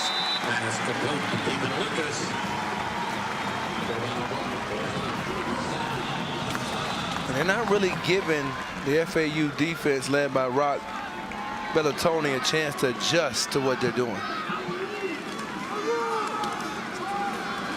21-yard catch for Lucas. We hit near 1,000 yards of total offense. This is the first time they've been able to substitute. Now they're bringing in 4 new defensive linemen, and the other guys are going off the field. That's another way to stop it. Somebody get injured. Some of the teams that run the no huddle get a little bit disappointed when you see that. Well, we have no huddle, but we've got an awful lot of drama in Tulsa. Ball, set up a couple. Don't try to go for the end zone shot. Now take some more time off the clock here. Evans quick out, very dangerous as he almost, and I mean almost, put that. Well, you got to find a way, if at all possible, to make that play if you're O.C. Rose. O.C. Rose, we're getting now 9, 10, 11, 12 men deep in the secondary for FAU. That is what the Heat has done. Langer with a big body. It's wrestled to the ground by Freedom Whitfield. And that's what I mean. Now you got a first down. You're going to continue to control the pace here. You can go as fast or as slow as you want to. First downs are what's important. That was inches away from a pick 6, which dogged Dane Evans so much last year. And yet another reason why maybe the ground option for a defense that's wearing down, as you mentioned, the injuries and the attrition.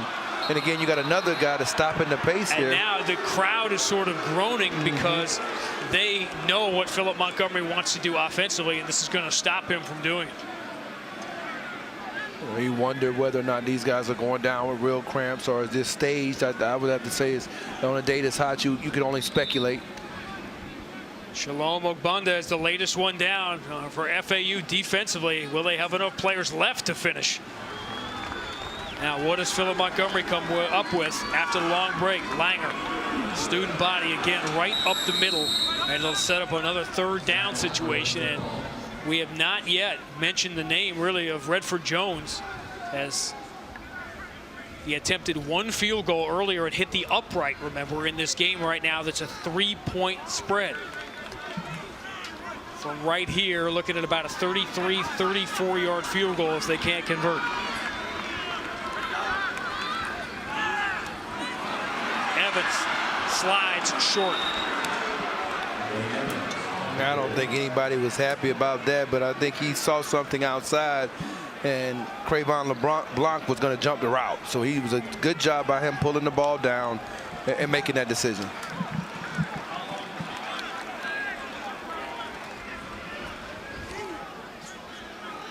On opening night last year for Tulsa against Tulane, they hit an upright and missed a field goal.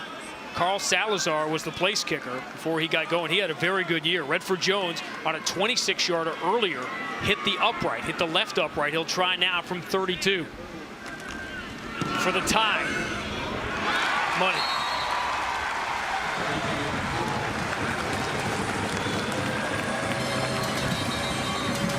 It has had that kind of feel from start to what is going to be a wild finish in Tulsa. Golden Driller here in Tulsa, the new home of Philip Montgomery. His first day will be memorable. Even he is hydrating. Yeah, you're right. I tell you, I mean, he couldn't have gone any better, I think, on that last drive for the FAU defense. When they got down in the area that was a little bit of concern, Rock Bellatoni's unit stood up and was able to force the field goal and give themselves a chance now to just take the lead and not have anything at risk with the game being tied. Now, FAU's lost a lot of bodies on the defensive side of the ball, but offensively, Corey, they need to go back where they were early in that third quarter, which is punishing. They've got to, and they're going to get challenged here because you got a really good kickoff that time out of the back of the end zone. So now Preston Soper did his job because you're going to make them drive the length of the field. 41 is still an awful lot of time, particularly the way these two teams play.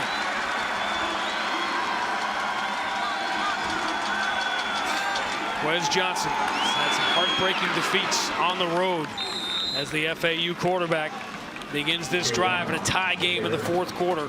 Jay Warren, a slow start, but a big second half. day that began with us talking about two things: the debut of Philip Montgomery and his explosive offense that he brought from Baylor in that front four, which has been depleted on defense for FAU. Tulsa took a 21-7 lead in this game, and then FAU took command. They were up by 10 at the start of this fourth quarter, but Tulsa's defense, so maligned a year ago, has made big play after big play late in this game to have us start over again with 5 minutes to go. They really have, and they've been aided by mental errors from FAU. The penalties over and over, just negating what is kind of like this drive, getting off to a good start. Normally a penalty is shown up. 11 FAU penalties, plus a personal foul that was declined. Wes Johnson throwing short, and you wonder, we've seen everybody else get fatigued here. At what point does Jaquez Johnson, who hasn't been asked just to stand back in the pocket and throw, he has had some big runs, some punishment. He's delivered a lot of punishment today, but he has to have taken some too. Oh, certainly, and I think you just made a great point, because if you look at the last throw, it was off balance, and then he wasn't in the rhythm within the pocket. His conditioning is so improved from a year ago.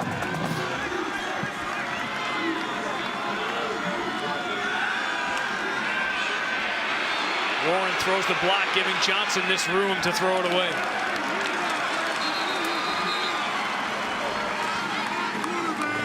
That's exactly what you want from Jesse Brubaker there. Yeah. You know, he gets in and gets the penetration and forces him out of the pocket.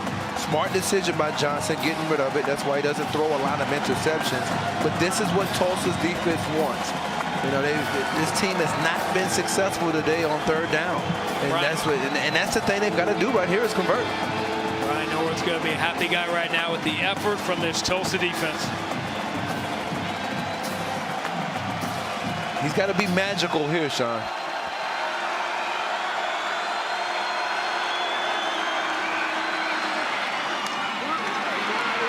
The escape by Caleb Woods moves the chains. The yards after the catch get it done. They're bringing a little bit of heat. He stands in and delivers. And he gets in there in front of Darrell Williams. A good route that time by Caleb Woods, an area he needs to improve in the offseason. FAU had been just 2 of 13 on third down before that.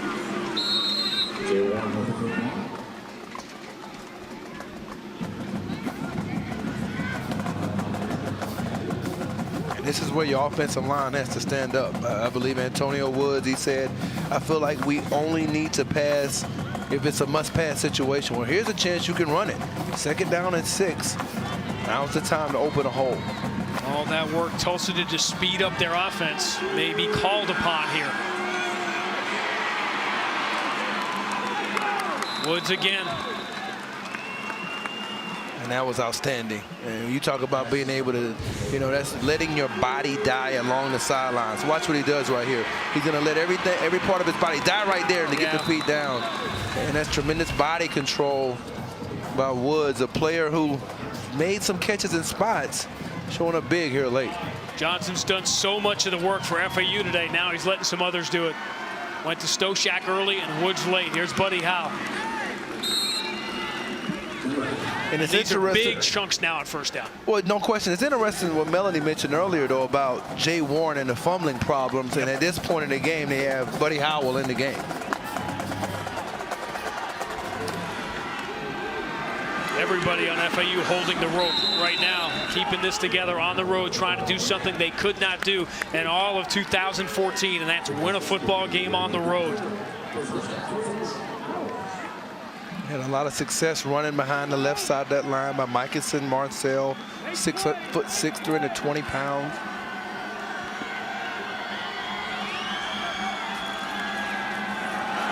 Howell again, and that offensive line creating a big hole. 6 yards on first down last time, 8 more here. You see the clock.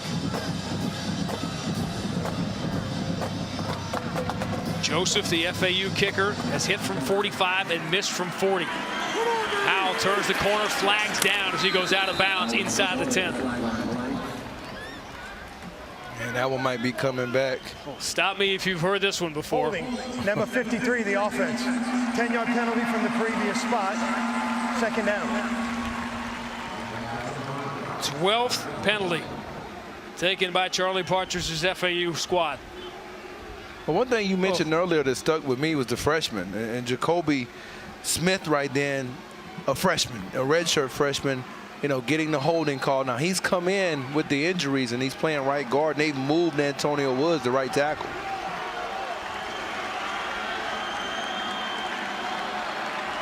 Big gain on first down, goes by the boards, and now the Tulsa defense. Every time it seems in this second half, an FAU penalty has breathed new life into what looked to be a deflating Tulsa defense. Now it's 3rd and forever again. Yeah, and these are the situations they've struggled in. And the last time they went to number 81, Caleb Woods, and he picked it up. But I mean, it's a little bit different. I mean, if you're looking for your most dependable receiver, it's Jensen Stoshak. Twice they've been in this spot, and twice they have failed to get the first down, but they've gained yardage to set up a field goal. They've gone inside and short in this identical situation twice before. Johnson under pressure, overthrows Woods. And now a very tough spot for Charlie Partridge.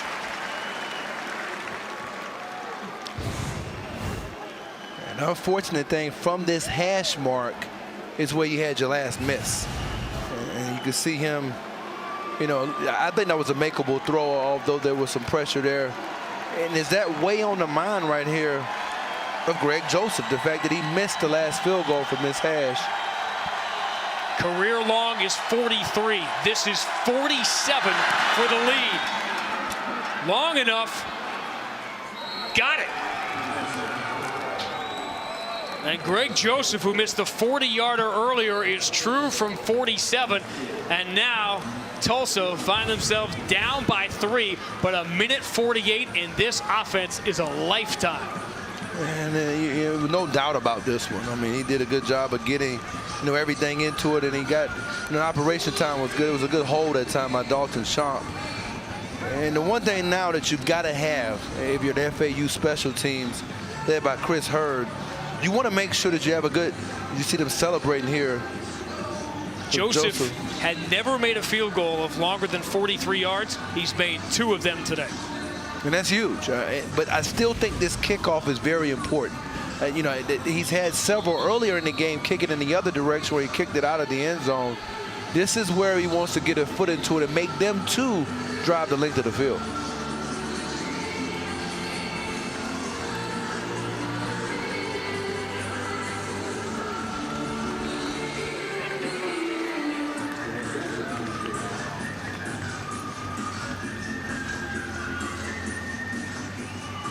All 3 timeouts for Tulsa.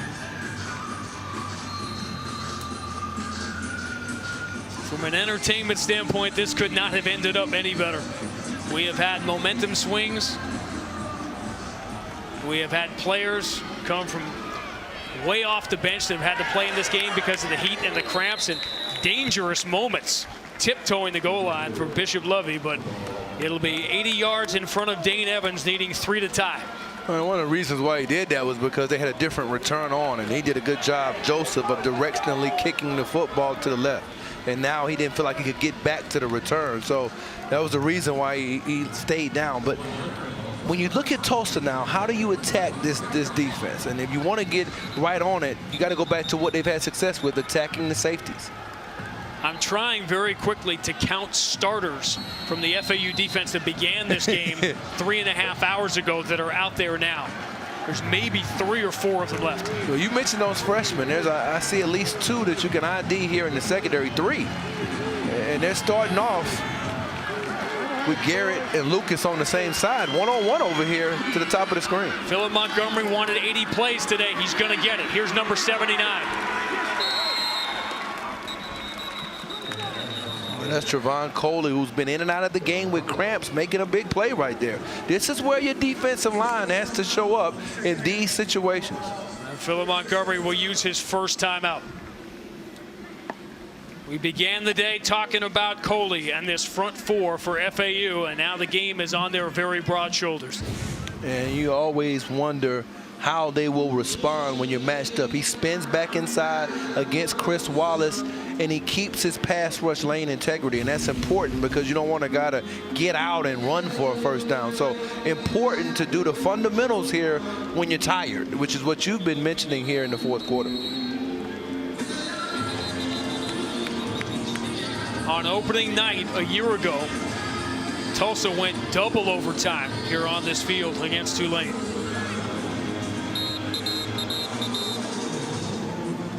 And they needed a tying drive just like this one to get it there. 1:42 and 2 timeouts remaining for Philip Montgomery, calling his first game from the sidelines in 7 years. And it's interesting now they're going to go with 3 receivers to the top, but you still have a majority of your threats to that side in Garrett and Lucas. To the middle, giving up clock to get that catch for Garrett. That was a good tackle by LeBlanc up there, and those are the plays you got to make that clock keep going. You have all 3 of your timeouts. Realistically, you need about 50 yards from here to tie the game.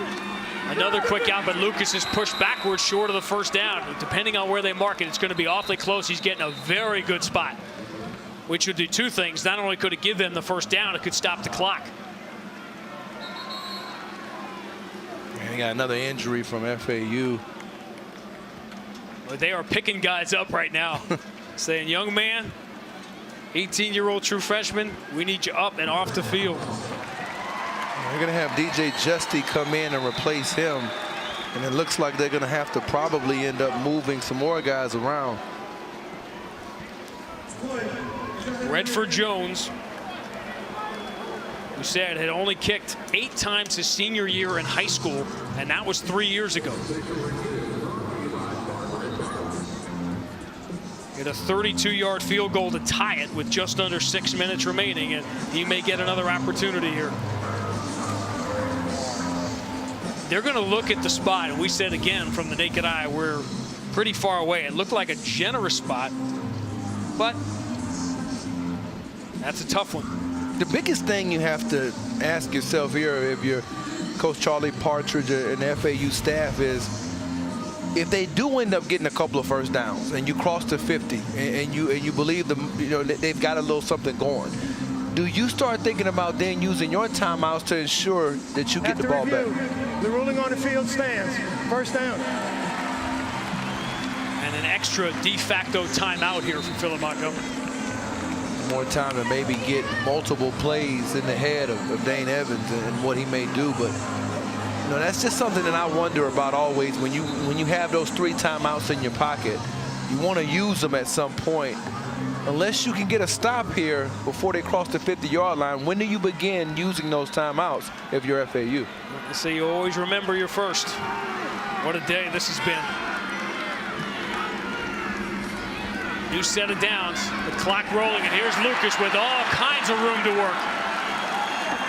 Moving the chains again into FAU territory with 66 seconds to go. And this is what I mean. Now they're across the 50. Are you just going to let the clock continue to run and rely on your defense to win it for you?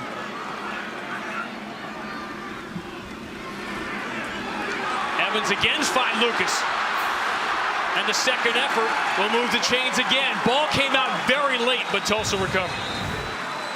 That was almost a huge error. Josh Atkinson, who has not had a catch today, ends up saving that play. And now the fans trying to make some noise. They've been exhausted sitting out in the hot sun all day. 5 receivers here on first down. And Evans is crushed, loses the football, but Tulsa will recover. And that was Coley again, and that was nearly the end of the game. And you can watch him right up here coming off against Chris Wallace. Look at the get off by him, getting over the top of Wallace. And Coley has shown up big here in the latter part of this game. That was a notorious BIG play for Chris Wallace, recovering that fumble and keeping Tulsa alive. Well, he better recover it. He gave up the sack. I tell you, I mean, Coley is getting the best of Chris Wallace, who the Tulsa coaching staff told us they're so excited about. One of his former offensive coordinators described him as a bull in the china shop. He's getting bulled around now. Earlier today, in the fourth quarter, Redford Jones tied this game at 38 by kicking a field goal, but much earlier in the day, his first attempt of the year, plank. And that's how close things are to being tied now versus Tulsa being down by 3. But one thing that I want us to pay attention to, you see where the ball is located right now, it's on the left hash. So as they can move the ball into more of his range, let's look for them to try to get it into the middle of the field or maybe the other hash where he's a little bit maybe potentially more comfortable kicking the ball. 25 yards at least to get into very comfortable territory for Redford Jones.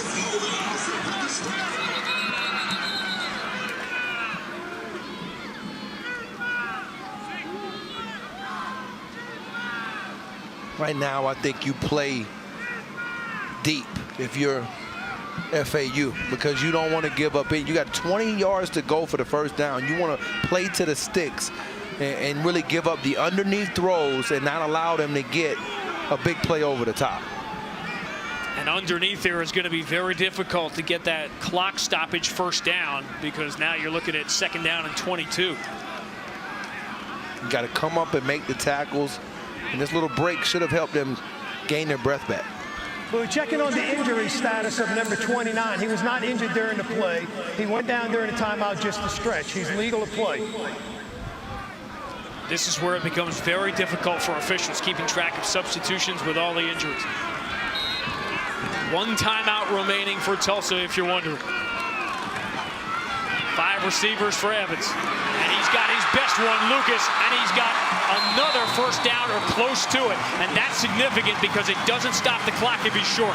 And they've got plenty of time now. I would just continue to run the offense, save the timeout here. You've got them on their heels. Evans bobbles the snap, looking end zone. He's got Garrett down there, but he overshoots him. And now if you're FAU, by no means can you give up the big play. You want to keep everything in front of you and force the field goal.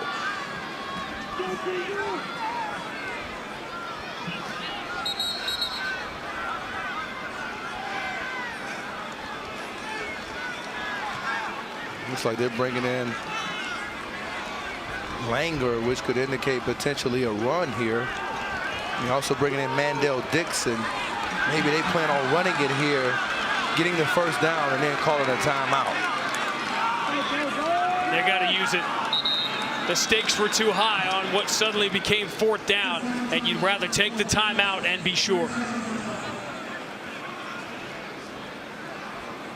It really doesn't give you much of an opportunity here, though, if they stop you to do anything, you know, so now you're almost in a pass-only situation. I don't think you can risk running the football and trying to get back up and lining up for another play because it's just too much time can run off in that process. You could run it and spike it. You have the discussion about kicking it here, but we're talking 41, 42 yards away.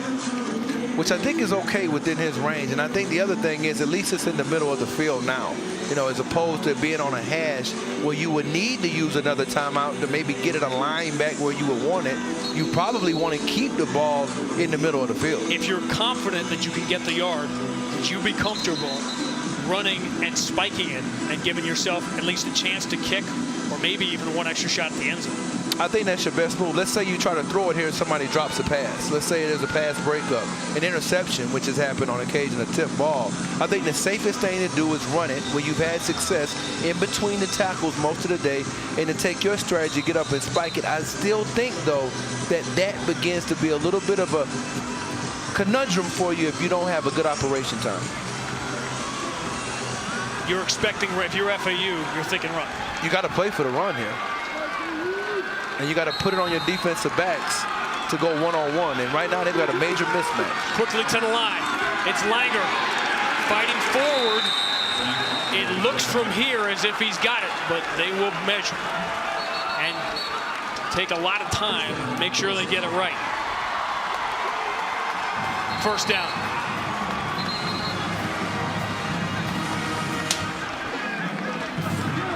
Now, exactly what we talked about.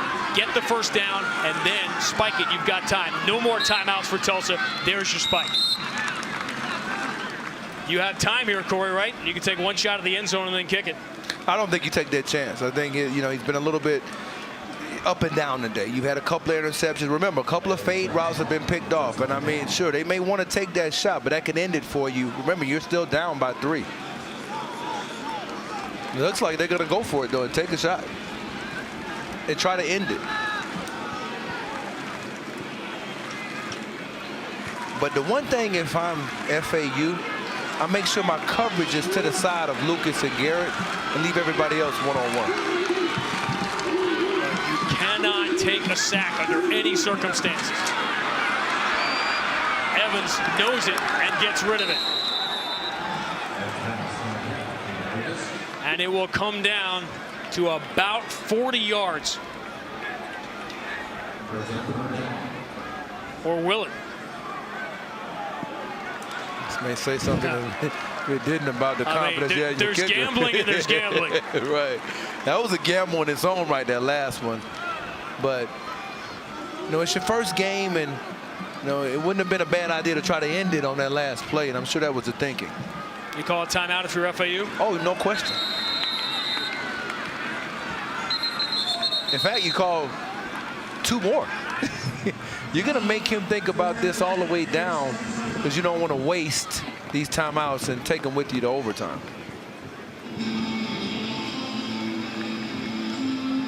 Particularly with an inexperienced kicker, and who knows what thoughts are going through the mind of Redford Jones. And we know one thing that's going through his mind is I've missed one, and I let my team down earlier, or this would be the game-winning attempt. And I think that's something that's hard to eliminate from a kid's mind when you're still young. And so for him, I think it's getting his emotions under control, thinking about technique, and really just the repetitions in practice, playing them over and over in your mind.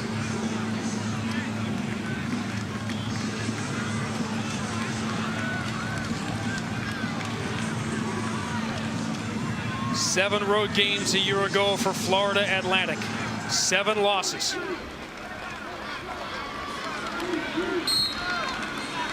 They have him towards the middle of the field. And here comes timeout number 2. That's good. That's exactly what you should do. And then if you're Chris Hurd, where do you try to set up this block? You know, who's the player that can give you the best chance to block it? For me, the guy I would look out for is Crevon LeBlanc. He's somebody that can come off the edge with the quickness to be able to potentially get one off the corner, you know, if you can get around there. So a lot of times you get those blocks in the middle when you're kicking a longer field goal. In this area, you're probably going to get the block coming off the edge. Do you think about not taking the 3rd timeout because everybody is expecting the 3rd timeout? Well, for me, I would take it. But maybe you put a little something in his mind, because maybe he's thinking, okay, I got another one coming, and he's getting ready for it, and maybe you make him go ahead and kick it this time. There's something to that. So after 3.5 hours, 1,100 yards of total offense, it is Redford Jones' 39-yard attempt to try to force overtime. And he is true.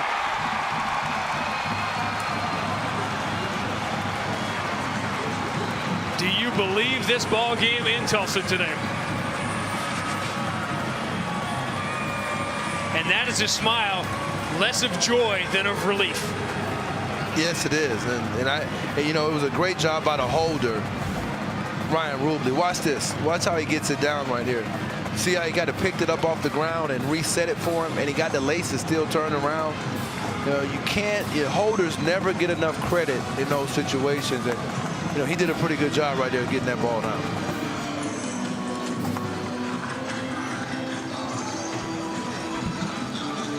But we couldn't ask for anything more than this. 3 seconds away from overtime. This, believe it or not, if you want to feel old, this is the 20th year of overtime. Wow. Now, at this level, at the FBS level, there are players who have played in this game that were born after overtime came in. I remember the days of the tie. Little UPI and AP, long gone.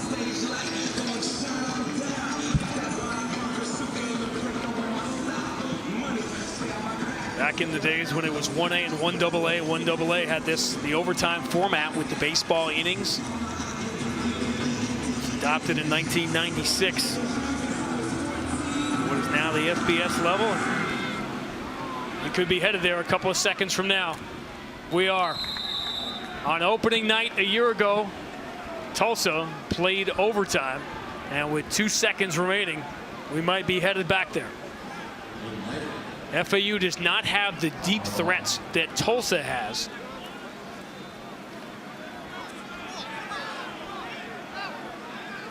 And Quez Johnson, who does so many different things, does he even have a 70-yard throw in him right now? I don't know if he has. I know he has the arm to do it, but I don't know about that right here. I do think that the hook and lateral would be an option, but I don't know if they're going to go to that. They probably want to just regroup and get ready for overtime. 103-degree heat index multiplied by 4 hours. It's too hot to even do math like that. Oh, man.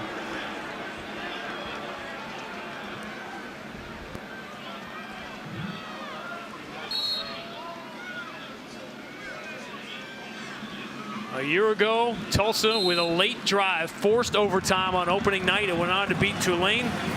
History repeats with a brand new leader at the helm. And Philip Montgomery's first day, his long-awaited day, finally as a head coach, will have some extra football. He wanted 80 to 85 plays. He's going to get a lot more than that. Yeah, he might be pushing 100 now. And I think on the other side, Charlie Partridge is a departure from the norm from what they had with this team last year. But the road victory, how important is it for him to get that road victory to, in his mind, get their team over the hump? If you're joining us late, the stakes in this game, both Florida Atlantic and Tulsa coming off losing seasons, both hopeful of monster turnarounds because they were so close a year ago to winning so many games. They think they can win 6 games. They think they can win 7 games and go to a bowl game. But that means to do that, everything has to fall right. You have to win all of the swing games. And this is a swing game for both. And it's a swing game for both that will go to overtime. Yeah, and it starts at the beginning of the year. And you talked about those 2 games that FAU started off with last year. When the second game after Tulsa won, they play Oklahoma. So you know how important it is when you schedule those types of non-conference opponents. And one of the biggest nights in the history of Florida Atlantic as a university is coming up on Friday because they will host Miami. University will close early at 1 p.m. on Friday. It's a huge day. And to a man, Charlie Partridge didn't even have to instill this in his team. When he asked them what's the most important game, they said Tulsa. Nobody said Miami. They're not looking ahead. And they don't need to, because I think this is a game where you know that even though you beat this team by a large margin last year, there were some turnovers that were taken back, and you still had some big plays from Lucas and Garrett. So they knew of the explosiveness that the Hurricane could bring to the table. We will get you to UNLV and Northern Illinois when our business here is completed. What an opening Saturday of college football. Yes, this is what you've been missing all summer.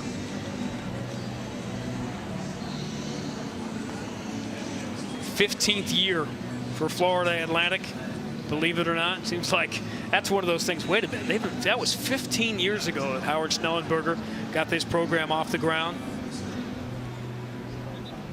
What a job he did. There is the man who sent us to overtime, Redford Jones. Talked about the overtime game on opening night a year ago. What is your preference here in the overtime coin toss? Well, you know, I was always somebody, if you got an opportunity to play defense first, and I think that's what you want to do. You want to get the stop and give your offense a chance to win it outright. You know, maybe even if not a field goal, a score. Whether you want to play offense or defense, or you can select which end of the field you want to play on. Everybody got that? It's okay. Tails. You get to call it. You call it. Tails is going to be called. Tails. It's called with tails. It is. Tails. You're one to toss. Hey, I want. You wish to play defense. He called tails. That's heads. That's correct. That is heads. You have one to toss. You wish to play defense. Tulsa has one to toss. They have elected to play defense. Was that a trick coin? Right. You want to go? You want to play 9 ends? right, we're going to go down in. Let's go. The only other time you consider not playing defense first is when there are weather factors, but it is brutally and oppressively hot on both sides of the field right now. You've come this far. Why not stick around for the finish? Florida Atlantic and Tulsa going overtime next.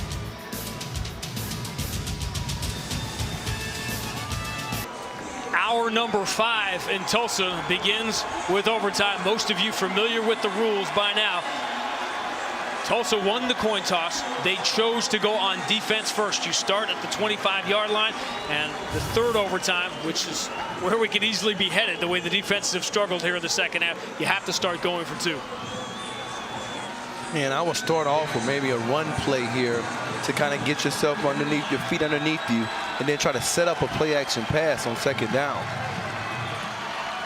One thing you want to do if you get the ball first, you want to score a touchdown and not have to kick the field goal. FAU has Cameron, that converted quarterback, to the right of Jaquez Johnson.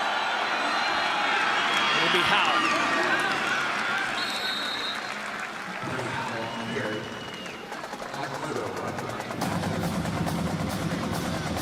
We've spent 4 hours, well, 4 hours and 9 minutes to be exact, where we're talking about tempo and how both teams want to push that tempo. What changes when the clock goes away? No changes, because you want to make sure that they keep their defensive personnel in. So you continue to see any changes there from either team. That's the advantage you get. Another high snap. Jaquez Johnson looking for the corner. He is right at the marker. It's going to be close. He fell forward into a first down. You mentioned as many times as he runs the football, you would think that he probably at some point may begin to get a little bit fatigued. But he's done a pretty good job of kind of maintaining himself. Speaking of that conditioning that you mentioned earlier. Michael Mudo, strong safety at the bottom of your screen, is the latest to need to be stretched out. This has been 4 hours of hot yoga. You do some hot yoga, huh? Whatever works. You want No, what trust me, what time's your flight in the morning? Hey, trust me, I've done it too, man. And it's very therapeutic. And right now, the therapy that they need, you know, is to really do more than just hydrate. They got to stop this running game of FAU, because I think those last 2 runs indicate you may go right back to it here again. And that's the one problem they've had all afternoon, is stopping the run. Jaquez Johnson has thrown for 259 today, and that just put him over 100 yards.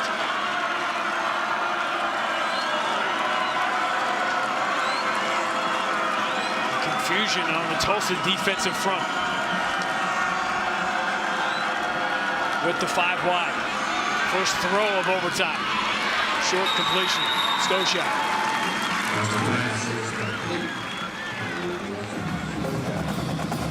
You know, if he really needs it, he always seems to find Stoshak, the senior. And I think that's something that'll show up here if he has to make a throw, I believe, in this overtime period. I think he'll look in his direction at some point.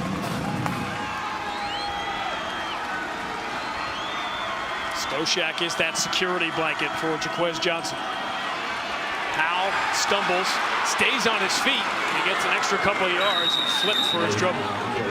Man, that flip, though, picked up another yard. It did. A yard and a half from the first down. We're talking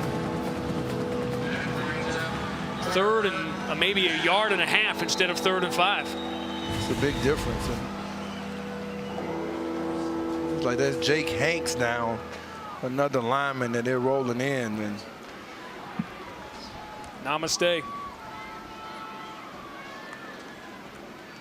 I don't think that necessarily hurts you if you're Tulsa, because it gives you a chance to get an extra timeout. I think a lot of these cramps have been, I guess, advantageous for the coaches, because they're able to kind of go over strategy, as you mentioned a little bit earlier. So many teams throughout the course of the year will face Charlie Partridge at FAU, will face Tulsa, and want to slow down the tempo. Ironically, neither team wanted to slow the other down. They wanted to play at the fast tempo, but it was the weather that slowed the tempo. Right, it was. And, you know, and the thing about both teams with the tempo, it's a little bit different, because people think with tempo it's just throw, throw, throw. It's the running that wears you down. When you run in those inside zones, those inside guts all afternoon and all night, sometimes when he goes this long, that's what wears you down. UNLV is on the board of 7-0 at Northern Illinois. We will get you there as soon as we are concluded here in Tulsa. Do they go back to the sprint out game? They've had success with that earlier. 3rd and 2. Howe fights for it, and he's got it. And that's a statement run. I mean, I think, we had earlier again, we talked about Howell all afternoon, and he's the guy that they've relied on down the stretch in the clutch. They haven't had Warren, who's played well in the game. Certainly they have a lot of trust in Buddy Howell.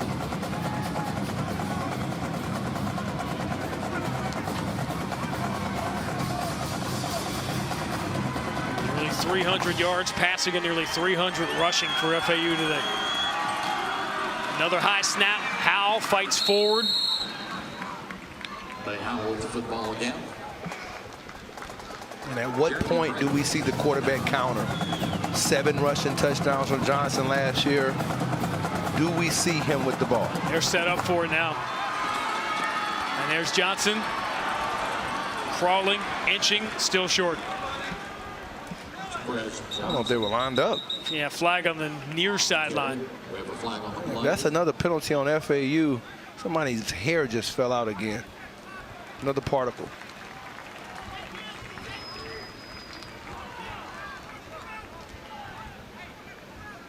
Two feet away from the goal line. We could be staring at another penalty against FAU.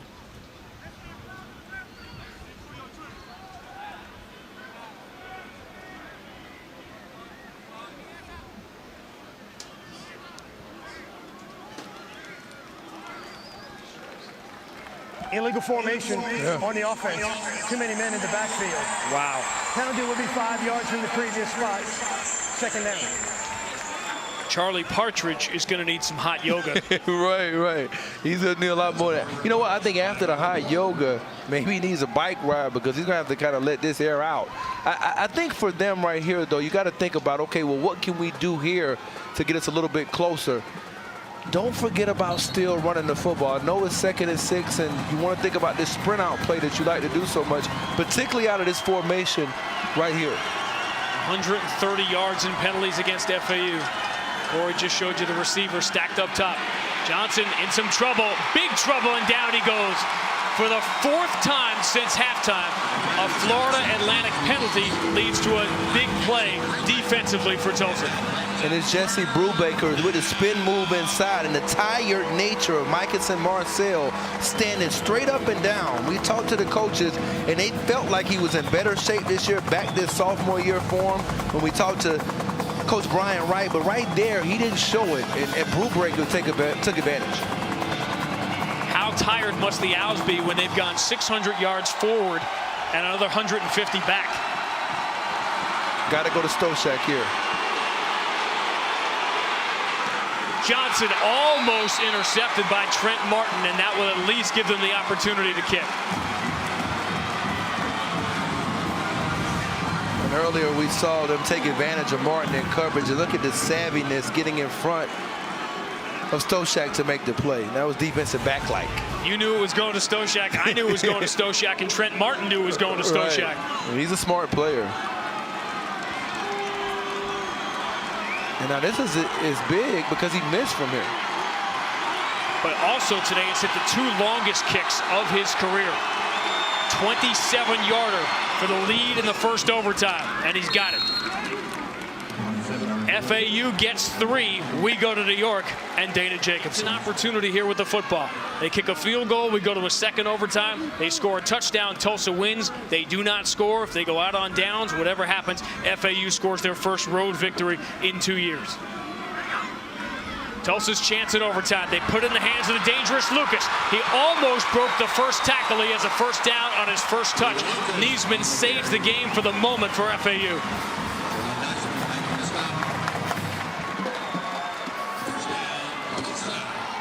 And here's the tempo. Overtime or not, they don't need a clock to have tempo. Langer bounces off 2 and is down near the 10. Zach Langer with the football. Whitfield making the stop. Got to be thinking about stripping at the ball if you're FAU.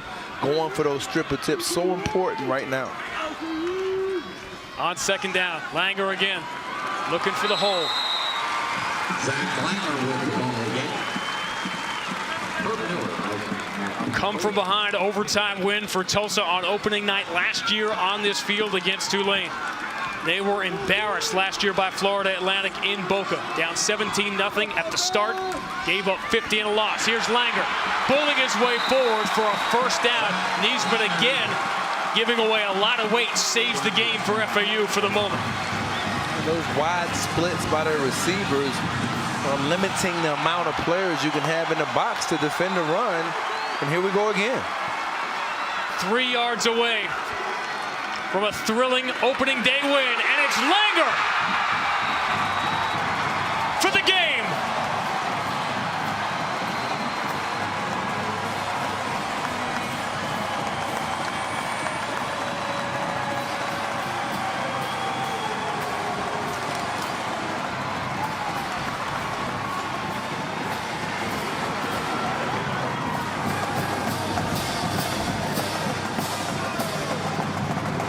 The war daddy for Tulsa brings it home. Got to be surprised that maybe he didn't start the game, but he certainly finished it. And when you have that much power and you run with that much conviction, you get a happy coach and a happy team. An unforgettable debut for Philip Montgomery and an overtime win for Corey Chavis, Melanie Collins, and our entire crew. I'm Sean Grandy. This has been a presentation of CBS Sports Network, the 24-hour home of CBS Sports. UNLV and Northern Illinois coming up. All right, Coach, you wanted 80 plays today. You got that and then some. What did you learn about this offense today? Well, I don't think it's just offense. I think defense made a heck of a stand right there. And just the fight of our football team. And I'm so proud of those guys and the way they've come back and they battled all the way through it. You're 1-0 as a head coach. How's it feel? Oh, you can't put words into it right now. It's exciting. Congratulations, Coach. Thank you very much.